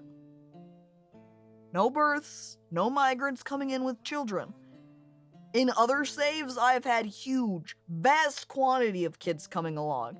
Not this time. Jinxing yourself! Hey, honestly, if my next migrant wave and is only like 10 people, 4 people at night, there's a bunch of children, I'd be okay with that. They can haul, that's okay. Seeing as it started me out with a full load of just adults that can do actual work, you know? Speaking of, we can now have 4 miners since we've got 4 picks. So let me hop on over to labor here, where we have 2 miners at the top. Since still slime, we don't have anything set up for doing any gem cutting. We'll go ahead and have slime join in for some mining. 40 children on the way to the volcano. No! Stop! We get the giant migrant wave that comes in later, and it's all kids. We go from 16 pop to 56, and children everywhere. And they're not even older kids. It's a bunch of 4 and 5-year-olds that are entering in. It's not just on the cusp, hey, we're 13, we're 14, we're 17. No! I think slime could cut raw glass. But we also don't have a kiln or anything set up, though. Technically, when we're here with a ton of sand, it would be pretty easy to bag sand and work on glass. But at this very moment, we can swap slime over in a bit. I think I'm going to continue to focus on digging for now, so I can try to get areas set up and the like. Like over here, with our water. See that? We've got it rolling. I think the damp soil that's around right here is from water that's pouring down and isn't otherwise self-damp on its own. So I'm going to go ahead and just dig those out. And then we will slap a well down on top of it. We won't be able to slap a well down instantly. We don't have any chain. Or does rope qualify as chain? I think rope might qualify as chain. And in which case we would be able to use the rope to make the well. And we did set up our mechanic shop too, which I need to bookmark so we don't have to scroll over to it so much. Farming! Oops, I accidentally jumped over to my dirt check. God dang it. Back down! Right. Okay, here we are. Rename dirt check to be crafting. And we lock in. There we go. Now we don't have to hunt around for it again. Add new task. Rock mechanisms. What we're actually going to do is say we're going to make it out of a particular material. Then that will give us just that many gears. That way we won't loop and end up with 1,000,000. And we'll also make it so we don't have to put in a bunch of singular orders. Right now before we get a manager. And in the meantime, we set up our initial station. I guess we want more of this right side open. I would like to stick it. No, you know what? We will stick it in front. What we're gonna do is stick it right here. That's our main rock or mechanism source. Widen it a little bit. No, I always do that wrong. Widen it a little bit, except gears, output, custom. I think that's in tools or something similar. I forget exactly where it goes. I'm just going to go ahead and put MEC, and we're going to hunt through for where the mechanisms go. Aha! Furniture! Check. And we'll just turn everything else onto all. Except for artifacts. No artifact gears in here. Thank you. Next. We will switch this to saying that we don't really need to necessarily, but we will go ahead and just set it to say, hey, give our gears here to the output. And we'll set up a little station there, not assigning it quite yet. Or we could go ahead and just assign it instantly. You know, why not? Mechanism, quantum. Oh, that's not spelled right. Oh, well. I typoed that, and now it's cutting me off at text length anyway. So it's mechanism, quantum pay, custom. Again, over in furniture, for type. You also want to make sure that your stockpile here is set to the correct options, because otherwise what'll happen is that all of your stuff will get dumped down into the pile and then instantly picked, not instantly, but quickly picked back up by your dwarves and repiled somewhere else. Like, you know, trying to quantum it from this pile into the minecarts and put back away. They'll just do a loop of dropping it, grabbing it, putting it here, grabbing it here, putting it in the minecart, dropping it back down, which is why they also have to be separate stockpiles as well. It's because otherwise they'll do that same thing. If they're pulling from this stockpile to drop it here, they'll just go up, grab, drop, and if you don't set up a stockpile, they'll go, hey, here's a big pile of mechanisms that need to be put away. So, that's why we have to have a little bit of setup here. Instructions, track, like so. I could have just set that to be closest material, but oh well. Let's go ahead and make it out of some hazelwood. Imagine if I accidentally opened up the magma into my base and everything started flooding, and because of the materials I've used to craft, it all just burns and melts. Very sad. Almost should have, if I do dig into the magma. That'd be badass! Oh, it wouldn't? Haha, that would be so silly. Hi, Dr. Corgi. Welcome. It almost makes me feel like as a safety measure, if at some point we just dig a little moat to track around our base, so that if it did bleed out, it would go into that little safety moat and maybe be deposited elsewhere. Head back down. How's well looking? I need to dig down into a little hole right here too, so we're gonna dig a channel underneath it. Then that little hole will start filling up with water instead. An emergency drainage system is always very smart to build. Yeah. Smart maybe, but is it fun? You know? Willie does have a point. Not as fun. Skip the safety step. Throw it out the window. Everybody hates OSHA because they just want to spoil everybody's good time. I found microline. Wow. It's rock down there. I can tell you from experience it's not fun. But, uh-oh, Caco is learning about fun! Whee! Especially when the game crashes and you have to build the entire thing twice over. Oh no. Doesn't know what the double exclamation point means, probably. I'm going to say no. I do know that the joke of fun is a reference for death, I'm pretty sure.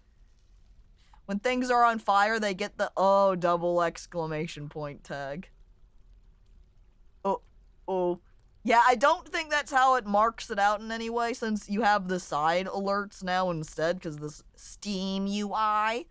So I don't see the double exclamation point. Dwarven child! No! Someone grab a bucket of water! They're in flames! Oh, that poor dwarven child. Okay. Track, stop. Make sure it's pointing in the right direction. Put it down. We'll go ahead and use the rock that's right there, which I think is rhyolite. It is, that way they don't have to build it very far. Everyone knows fun is part of the circus, you say, smiling from the stands, watching as the clowns are running around in a circle, beautifully lit in flames. Since you have lava, I expect we'll have a lot of fun!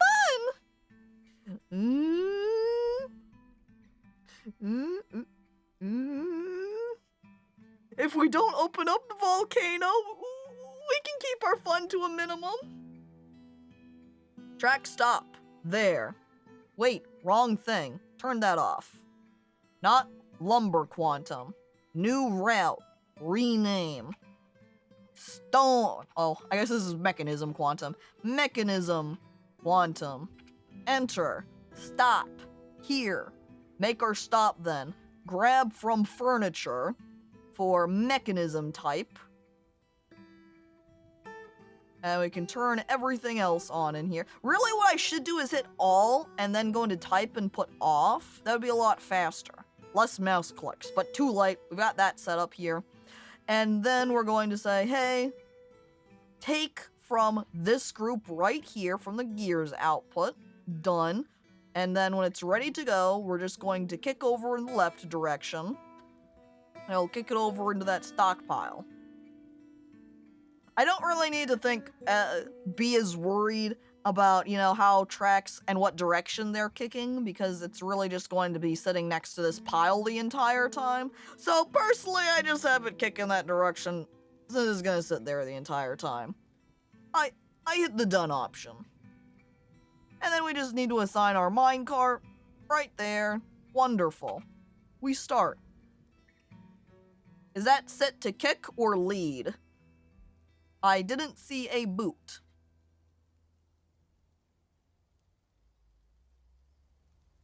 Oh, I guess it is set to lead. I've always, you know what? Then I'm going to say as a response, it doesn't matter in these quantum piles what you have it set as when you only have it as little 2 track pieces like that, because it works just fine. But now I'm gonna have to keep that in mind, because the little tutorial I watched about minecarts, I skipped through a little bit faster because I was trying to find just particular information from it. I'm personally am generally not a huge video tutorial person, because I very much like doing things at my own pace. I'm kind of an at my own pace type of person, especially when it comes to tutorials and learning things. And video tutorials tend to much harder lock you into paced as the video was made, versus if, you had text instructions with pictures where you can skip through it a lot faster or take a little bit more time for steps as you reread it and look at the picture. It's just how my mind works more. I extend that out because I accidentally shrunk that pile. Deep, deep, deep. Holy fuck, I thought the leaves were on fire! Stupid autumn! Wooly shakes his fist.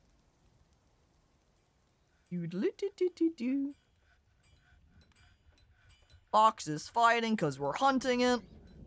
Creating some master bolts over here. Hitting microcline. Diving down over to our well. Have I made up any mechanisms? Yes, at least one. And I can confirm, do I have everything I need for a well? Nope, I need a couple of blocks. So we're gonna go over to our stone cutter. Add new task. Block. Rock blocks.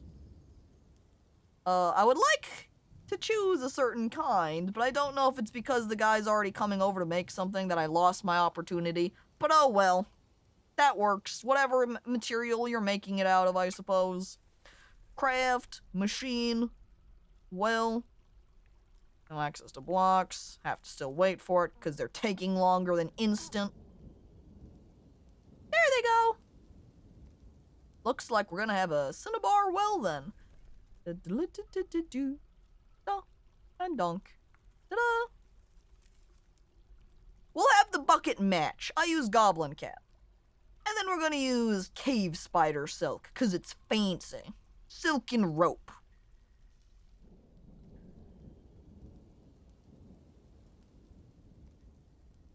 God, think of how cool it'd be to just breach into the volcano on the side of that cliff, though. You know, a little bit of pyroclastic flow action. Were those rock floodgates? I'm not sure all rocks are magma safe. You're right, not all rocks are. 2, those rock floodgates were also made with the intention of using them with the water and the light aquifers, not with lava. So don't worry, I'm not accidentally gonna have them melt away on me. Because those aren't magma planned. Caco, could we perhaps have silken undergarments for all the dwarfs? Maybe one day. Cross your fingers. Hey, Graviton. Oh, Graviton.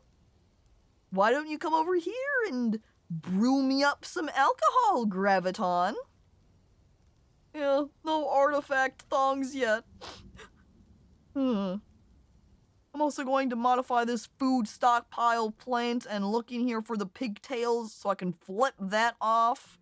That way I can start up a little pigtail section here, put down a little farmer to process the pigtail. That way we can make it into thread and the like. Something else we want to do too is to dive down into the depths so we can start setting up a little home area. You know, make some little offices and rooms. No artifact thongs, no gilk. Why go on? Because we cross our fingers for one day coming in contact with all of the cool animal people. We'll get there one day. We're also going to build our hospital area over here. I think we'll go ahead and build maybe our barracks in this area, build hospital here. That way it can be over here next to the well. Look at that, 7 filled already. Milk of gorilla or Gila monster? Gorilla milk, milk of gorilla. Because somebody made a mod so soon after the Steam version was released. For the gilk. For the gorilla. I think I want to dig down. A little bit more though. Put it in right here. For little tiny room spaces. And office spaces as well. We'll put the office up 1 floor, I think. And we want at least, what, 2 right now? We'll start digging out a 3rd, though. Which also means we're going to want some tables and thrones. You, stoneworker. Table me. I'm going to start with just 1 table, 1 throne, 1 door. I don't know what they're gonna make them out of because I didn't set them. Oh well, we'll worry about color coding a little bit later. Do a little bit more rock collection so I can be a little bit fancier in that way. But I want a manager at least so I'm able to set in different work orders. That way, you know, we don't have to just slap in rock commands and be like, I'm going to put in 5 commands for rock table. Because it's always running the risk otherwise to put it in loop and getting a billion of them. Loop, perfectly fine for some situations, like with wooden bolts, where I just want a million of them. As I speak about a million wood, I head over here to the mountainside to dig out some more wood.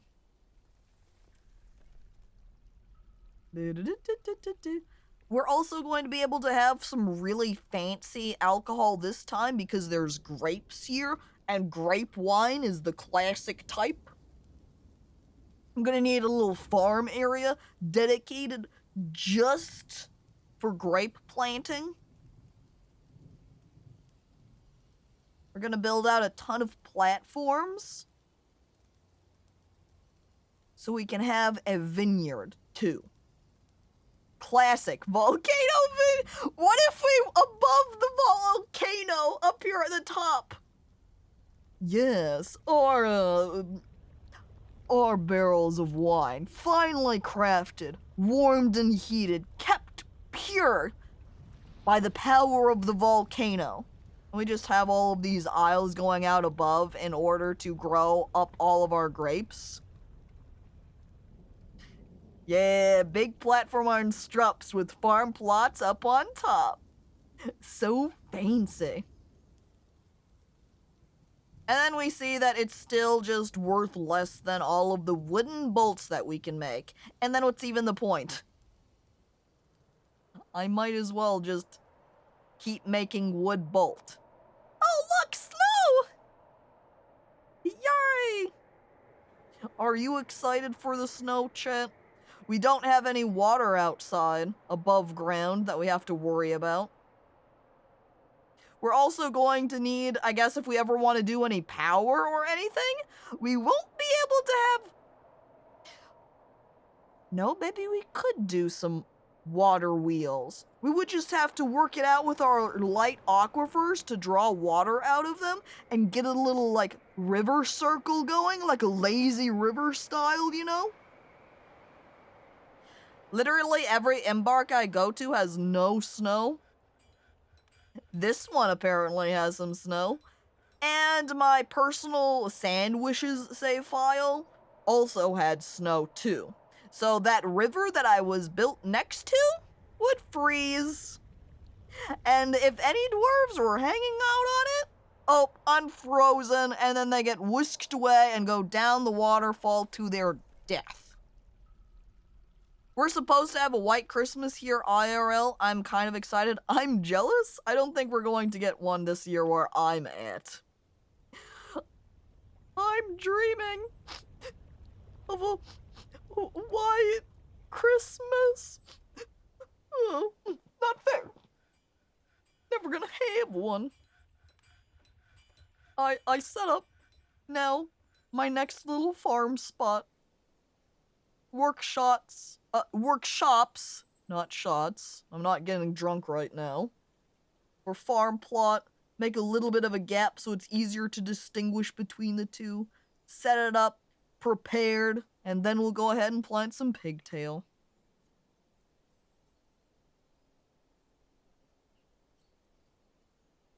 Why not? Why no work shots right now? Because I don't actually... my asthma! Oh no! Rotting! Oh look, it's gone. I should probably set up a spot for meat to go into, shouldn't I? Since the one next to it right here is just for plant. And let me go ahead and work down a little bit right here. So we can set it up below. Stibnite? I don't think I've seen Stibnite before. What color is it? Quartzite's pretty. I like this purple shade.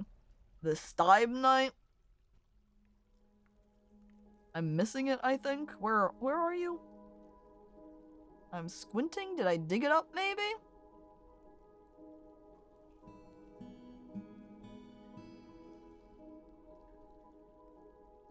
I must have dug it up and it didn't drop anything, because I don't think I see it.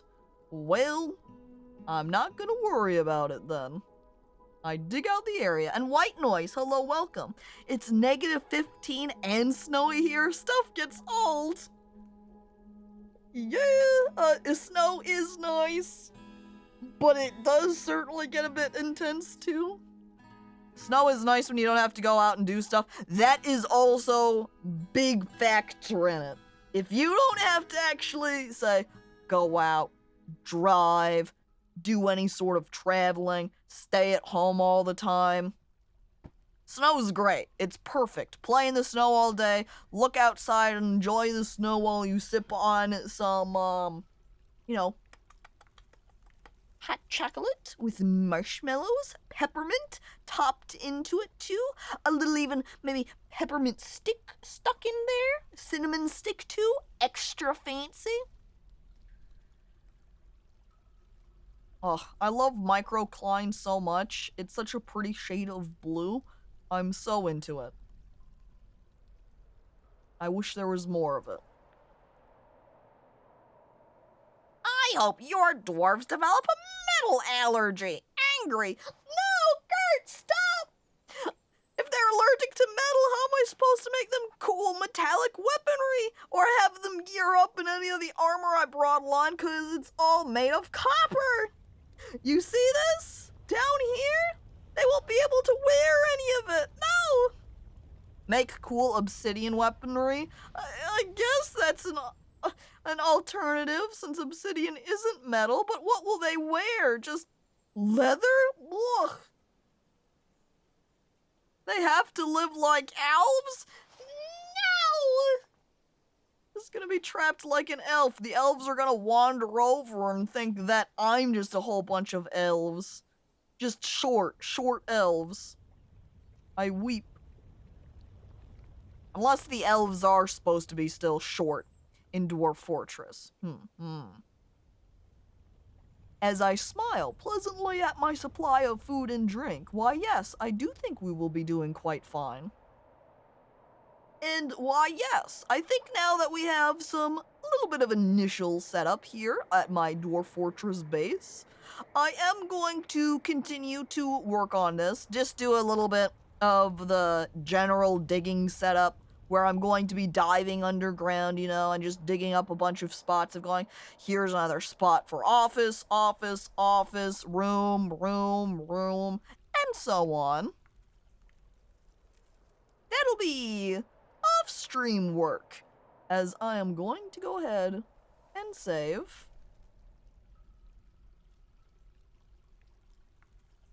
Dumb dragons ruining my plans. Enter. Chat. Thank you, everybody, for coming on by. Thank you for those who've been hanging out. For anyone who has resubscribed, followed, given bits, all appreciated. Thank you. However, next week is Christmas Eve. So, as a result, we're not going to do any streams next week, but we will return the following week, continuing on with Dwarf Fortress Sunday and playing something else on Saturday. Oh yeah, I forgot. Yeah. Good old Christmas, you know? Caco hates us. No, I don't. We'll just do quiet Discord streams. That way, you know, much more casual. If you want to maybe pop into something of that, maybe I could work on stream save just in Discord stream too. Caco spoils us with Dwarf stream. A little bit of play over in the Discord, secret streams, but they're at 5 a.m. I'm sorry, Baltier. Wait. Consider, since it would be, say, Christmas Eve, I could play it in the middle-ish of the day, where it wouldn't be later at night, and it wouldn't be so ridiculously timed for you. Maybe. Regardless. Chat, I hope to see you, not next week, following week. I will try to continue to make progress on YouTube video. If it still doesn't rip me down to go, I don't want to hear my own voice right now. I don't want to listen to me say things. But, chat, bye, you're all great. You're all lovely. Thank you again, all, for coming out to watch. And bye, farewell, bye.